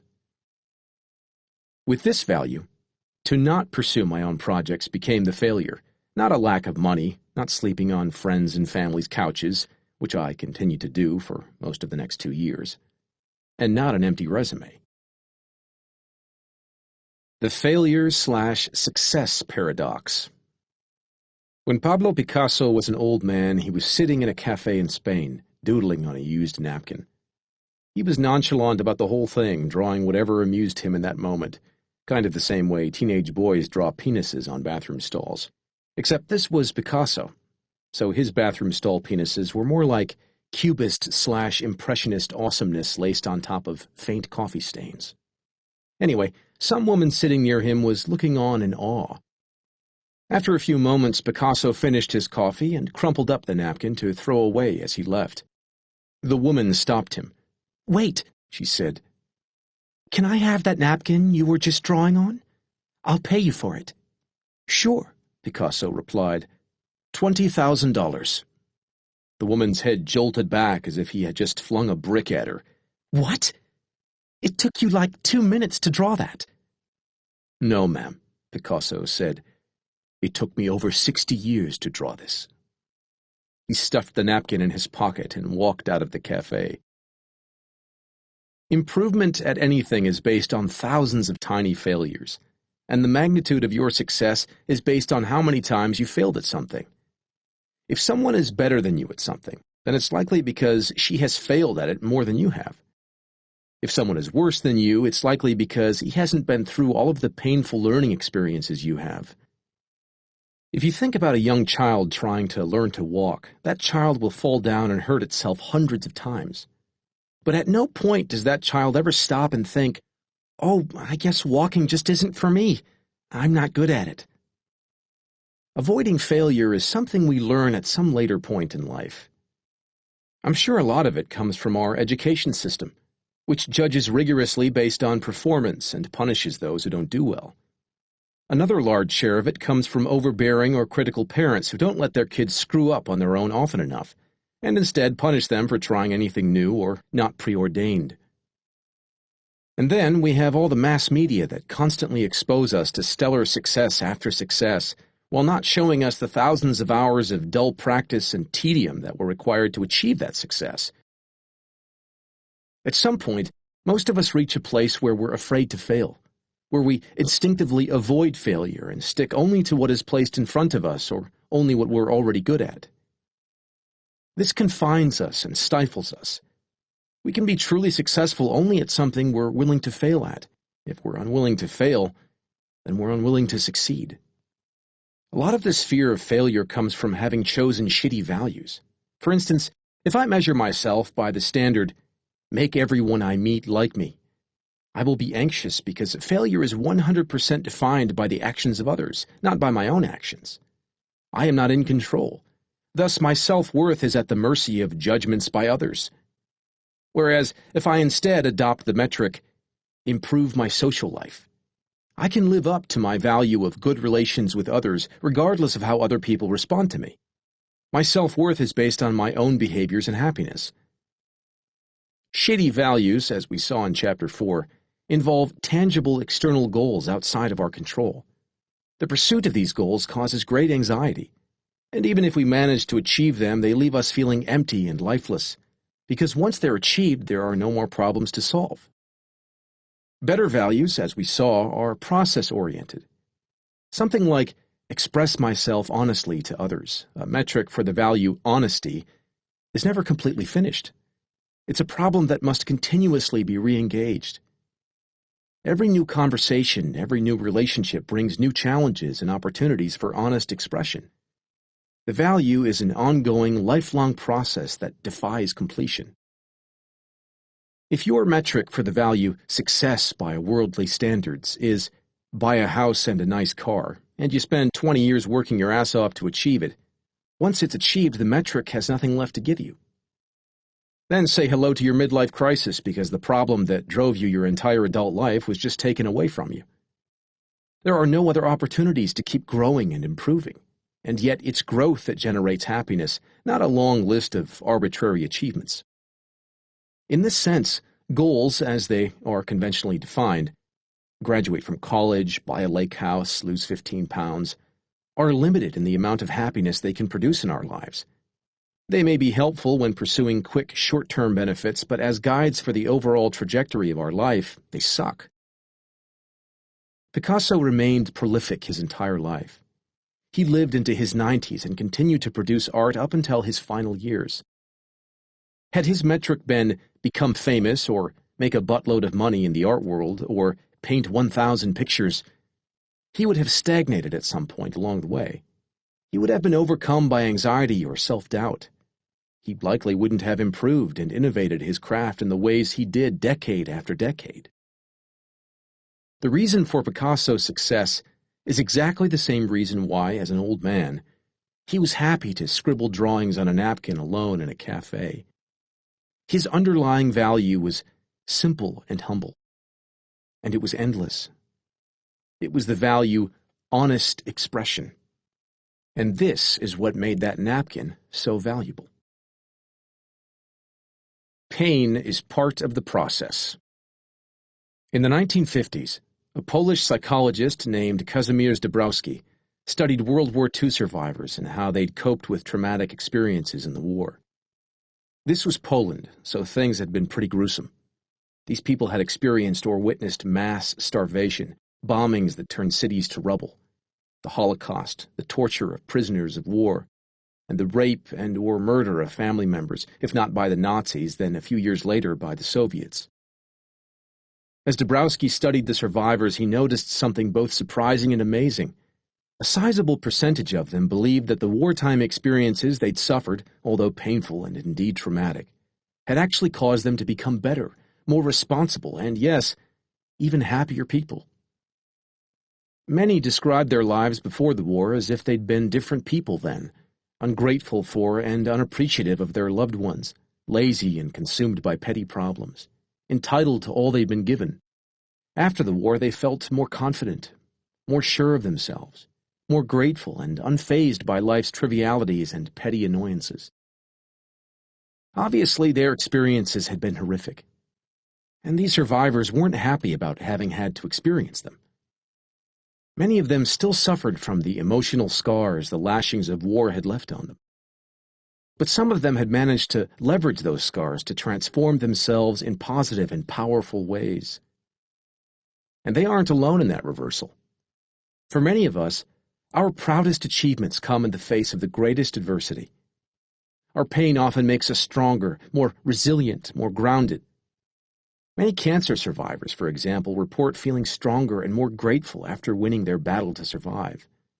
Many military personnel report a mental resilience gained from withstanding the dangerous environments of being in a war zone.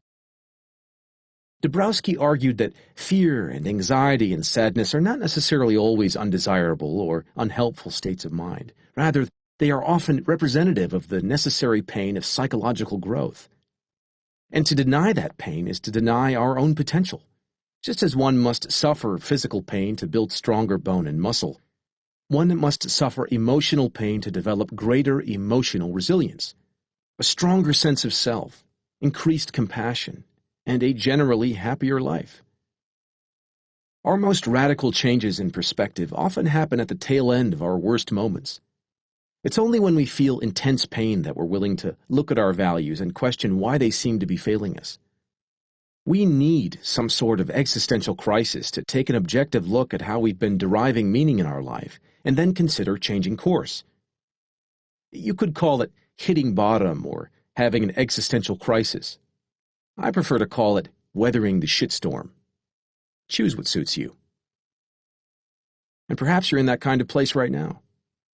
Perhaps you're coming out of the most significant challenge of your life and are bewildered because everything you previously thought to be true and normal and good has turned out to be the opposite.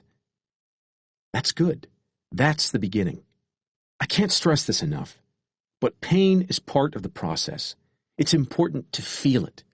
Because if you just chase after highs to cover up the pain, if you continue to indulge in entitlement and delusional positive thinking, if you continue to overindulge in various substances or activities, then you'll never generate the requisite motivation to actually change.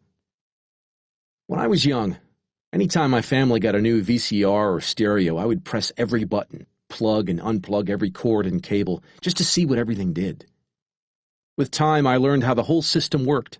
And because I knew how it all worked, I was often the only person in the house who used the stuff. As is the case for many millennial children, my parents looked on as if I were some sort of prodigy. To them, the fact that I could program the VCR without looking at the instruction manual made me the second coming of Tesla.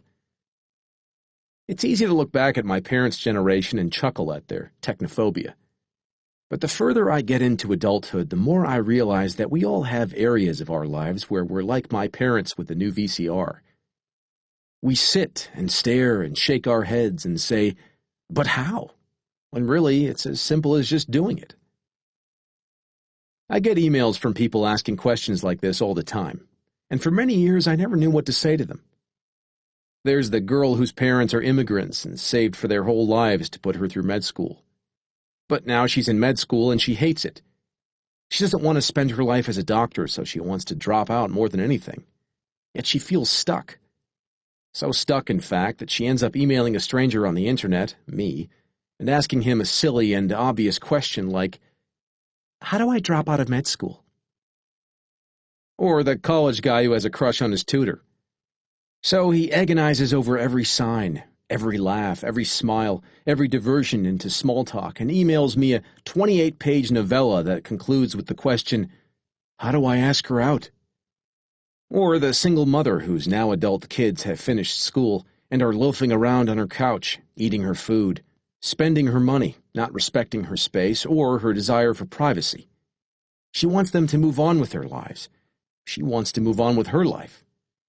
Yet she's scared to death of pushing her children away, scared to the point of asking, "How do I ask them to move out?" These are VCR questions. From the outside, the answer is simple: just shut up and do it. But from the inside, from the perspective of each of these people, these questions feel impossibly complex and opaque.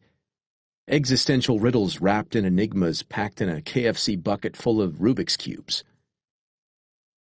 VCR questions are funny because the answer appears difficult to anyone who has them and appears easy to anyone who does not. The problem here is pain.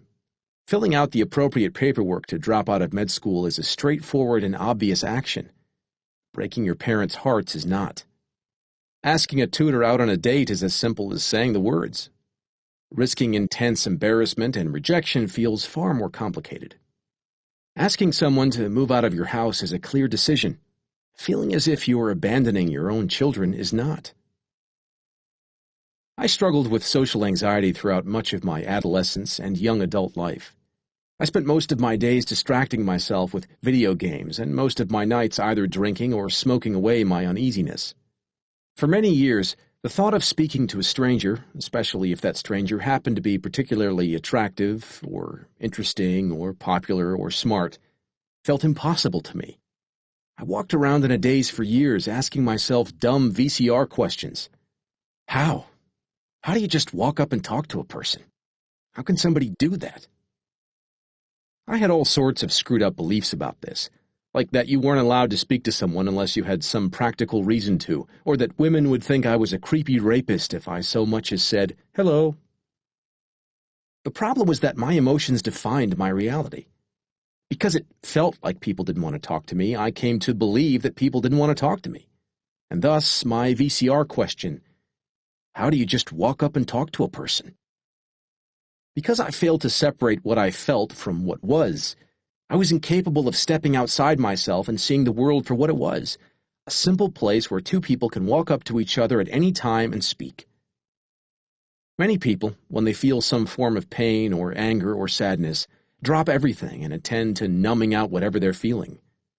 Their goal is to get back to feeling good again as quickly as possible, even if that means substances or deluding themselves or returning to their shitty values. Learn to sustain the pain you've chosen. When you choose a new value, you are choosing to introduce a new form of pain into your life. Relish it, savor it, welcome it with open arms. Then act despite it. I won't lie. This is going to feel impossibly hard at first, but you can start simple. You're going to feel as though you don't know what to do, but we've discussed this. You don't know anything. Even when you think you do, you really don't know what the fuck you're doing. So really, what is there to lose? Life is about not knowing and then doing something anyway. All of life is like this. It never changes, even when you're happy. Even when you're farting fairy dust. Even when you win the lottery and buy a small fleet of jet skis, you still won't know what the hell you're doing. Don't ever forget that. And don't ever be afraid of that. The do something principle. In 2008, after holding down a day job for all of 6 weeks, I gave up the whole job thing to pursue an online business. At the time, I had absolutely no clue what I was doing. But I figured if I was going to be broke and miserable, I might as well be while working on my own terms. And at that time, all I seemed to really care about was chasing girls. So fuck it, I decided to start a blog about my crazy dating life. The first morning that I woke up self-employed, terror quickly consumed me.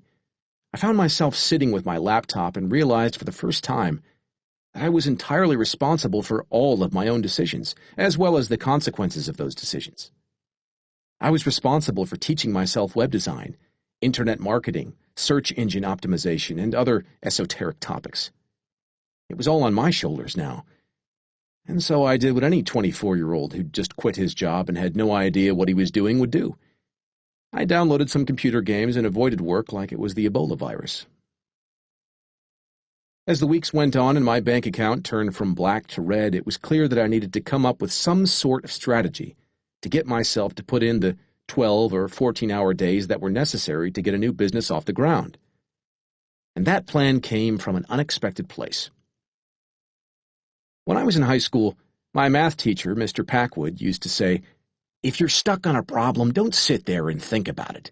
Just start working on it. Even if you don't know what you're doing, the simple act of working on it will eventually cause the right ideas to show up in your head. During that early self-employment period when I struggled every day, completely clueless about what to do and terrified of the results, or lack thereof, Mr. Packwood's advice started beckoning me from the recesses of my mind. I heard it like a mantra. Don't just sit there. Do something. The answers will follow. In the course of applying Mr. Packwood's advice, I learned a powerful lesson about motivation. It took about 8 years for this lesson to sink in, but what I discovered over those long, grueling months of bombed product launches, laughable advice columns, uncomfortable nights on friends' couches, overdrawn bank accounts, and hundreds of thousands of words written, most of them unread, was perhaps the most important thing I've ever learned in my life. Action isn't just the effect of motivation. It's also the cause of it. Most of us commit to action only if we feel a certain level of motivation. And we feel motivation only when we feel enough emotional inspiration. We assume that these steps occur in a sort of chain reaction like this: emotional inspiration, motivation, desirable action. If you want to accomplish something but don't feel motivated or inspired, then you assume you're just screwed. There's nothing you can do about it. It's not until a major emotional life event occurs that you can generate enough motivation to actually get off the couch and do something. The thing about motivation is that it's not only a 3-part chain, but an endless loop. Inspiration, motivation, action. Inspiration, motivation, action, etc. Your actions create further emotional reactions and inspirations, and move on to motivate your future actions. Taking advantage of this knowledge, we can actually reorient our mindset in the following way: action, inspiration, motivation. If you lack the motivation to make an important change in your life, do something, anything really, and then harness the reaction to that action as a way to begin motivating yourself. I call this the do something principle. After using it myself to build my business, I began teaching it to readers who came to me perplexed by their own VCR questions. How do I apply for a job? Or, how do I tell this guy I want to be his girlfriend? And the like. During the first couple of years I worked for myself, entire weeks would go by without my accomplishing much, for no other reason than that I was anxious and stressed about what I had to do, and it was too easy to put everything off. I quickly learned, though, that forcing myself to do something, even the most menial of tasks, quickly made the larger tasks seem much easier. If I had to redesign an entire website, I'd force myself to sit down and would say, okay, I'll just design the header right now. But after the header was done, I'd find myself moving on to other parts of the site. And before I knew it, I'd be energized and engaged in the project. The author Tim Ferriss relates a story he once heard about a novelist who had written over 70 novels. Someone asked the novelist how he was able to write so consistently and remain inspired and motivated. He replied, 200 crappy words per day. That's it. The idea was that if he forced himself to write 200 crappy words, more often than not the act of writing would inspire him, and before he knew it, he'd have thousands of words down on the page. If we follow the do-something principle, failure feels unimportant. When the standard of success becomes merely acting, when any result is regarded as progress and important, when inspiration is seen as a reward rather than a prerequisite, we propel ourselves ahead. We feel free to fail, and that failure moves us forward. The do-something principle not only helps us overcome procrastination, but it's also the process by which we adopt new values. If you're in the midst of an existential shitstorm and everything feels meaningless, if all the ways you used to measure yourself have come up short and you have no idea what's next, if you know that you've been hurting yourself chasing false dreams, or if you know that there's some better metric you should be measuring yourself with but you don't know how, the answer is the same. Do something.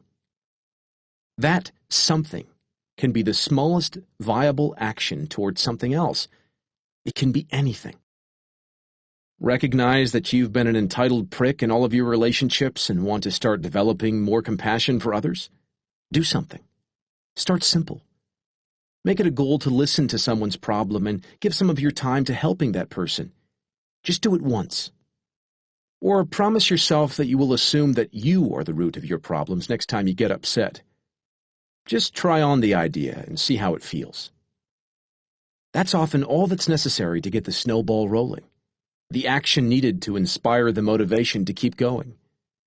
You can become your own source of inspiration. You can become your own source of motivation. Action is always within reach. And with simply doing something as your only metric for success, well, then even failure pushes you forward. Chapter 8. The Importance of Saying No. In 2009, I gathered up all my possessions, sold them or put them into storage, left my apartment, and set off for Latin America. By this time, my little dating advice blog was getting some traffic, and I was actually making a modest amount of money selling PDFs and courses online. I planned on spending much of the next few years living abroad, experiencing new cultures and taking advantage of the lower cost of living in a number of developing countries in Asia and Latin America to build my business further. It was the digital nomad dream, and as a 25-year-old adventure seeker, it was exactly what I wanted out of life. But as sexy and heroic as my plan sounded, not all of the values driving me to this nomadic lifestyle were healthy ones. Sure, I had some admirable values going on, a thirst to see the world, a curiosity for people and culture, some old-fashioned adventure-seeking, but there also existed a faint outline of shame underlying everything else. At the time, I was hardly aware of it, but if I was completely honest with myself, I knew there was a screwed-up value lurking there, somewhere beneath the surface. I couldn't see it, but in quiet moments when I was completely honest with myself, I could feel it. Along with the entitlement of my early 20s, the real traumatic shit of my teenage years had left me with a nice bundle of commitment issues. I had spent the past few years overcompensating for the inadequacy and social anxiety of my teenage years, and as a result I felt like I could meet anybody I wanted, be friends with anybody I wanted, love anybody I wanted, have sex with anybody I wanted. So why would I ever commit to a single person, or even a single social group, or single city, or country, or culture? If I could experience everything equally, then I should experience them all equally, right? Armed with this grandiose sense of connectivity to the world, I bounced back and forth across countries and oceans in a game of global hopscotch that lasted over 5 years. I visited 55 countries, made dozens of friends, and found myself in the arms of a number of lovers, all of whom were quickly replaced and some of whom who were already forgotten by the next flight to the next country. It was a strange life, replete with fantastic, horizon-breaching experiences as well as superficial highs designed to numb my underlying pain. It seemed both so profound yet so meaningless at the same time, and still does. Some of my greatest life lessons and character-defining moments came on the road during this period, but some of the biggest wastes of time and energy came during this period as well. Now, I live in New York. I have a house and furniture and an electric bill and a wife. None of it is particularly glamorous or exciting, and I like it that way. Because after all the years of excitement, the biggest lesson I took from my adventuring was this: absolute freedom by itself means nothing. Freedom grants the opportunity for greater meaning, but by itself there is nothing necessarily meaningful about it. Ultimately, the only way to achieve meaning and a sense of importance in one's life is through a rejection of alternatives, a narrowing of freedom, a choice of commitment to one place, one belief, or, gulp, one person. This realization came to me slowly over the course of my years traveling. As with most excesses in life, you have to drown yourself in them to realize that they don't make you happy. Such was traveling with me. As I drowned in my 53rd, 54th, 55th country, I began to understand that while all of my experiences were exciting and great, few of them would have any lasting significance. Whereas my friends back home were settling down into marriages, buying houses, and giving their time to interesting companies or political causes, I was floundering from one high to the next. In 2011, I traveled to St. Petersburg, Russia. The food sucked. The weather sucked. Snow in May? Are you fucking kidding me? My apartment sucked. Nothing worked. Everything was overpriced. The people were rude and smelled funny. Nobody smiled and everyone drank too much. Yet I loved it. It was one of my favorite trips. There's a bluntness to Russian culture that generally rubs Westerners the wrong way. Gone are the fake niceties and verbal webs of politeness. You don't smile at strangers or pretend to like anything you don't. In Russia, if something is stupid, you say it's stupid.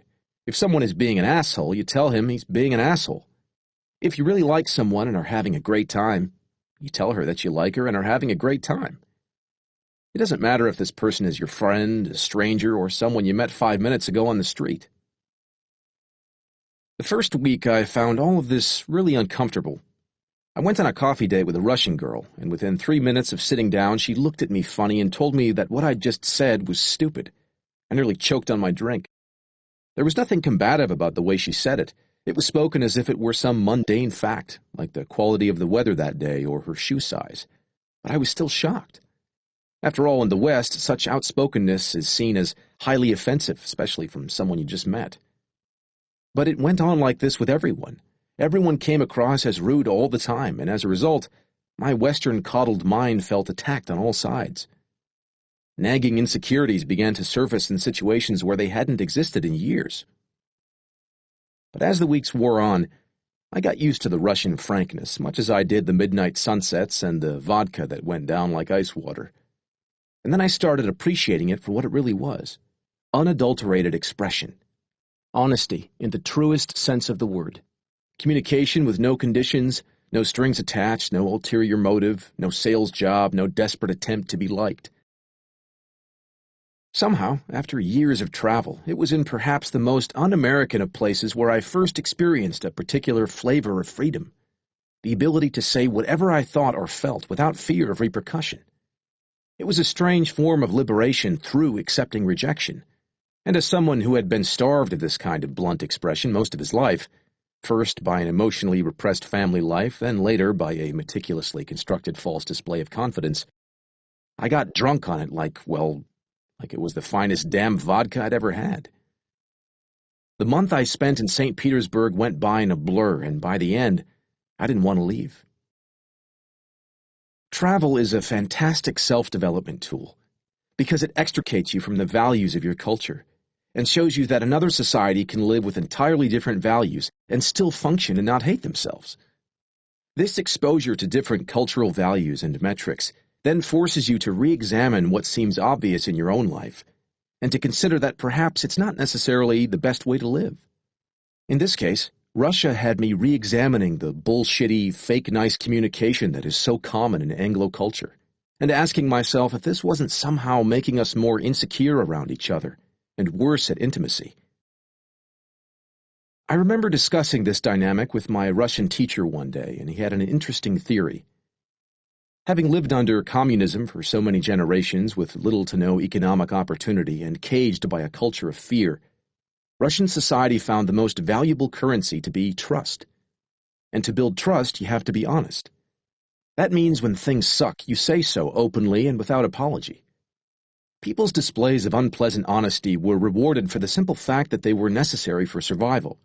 You had to know whom you could rely on and whom you couldn't, and you needed to know quickly.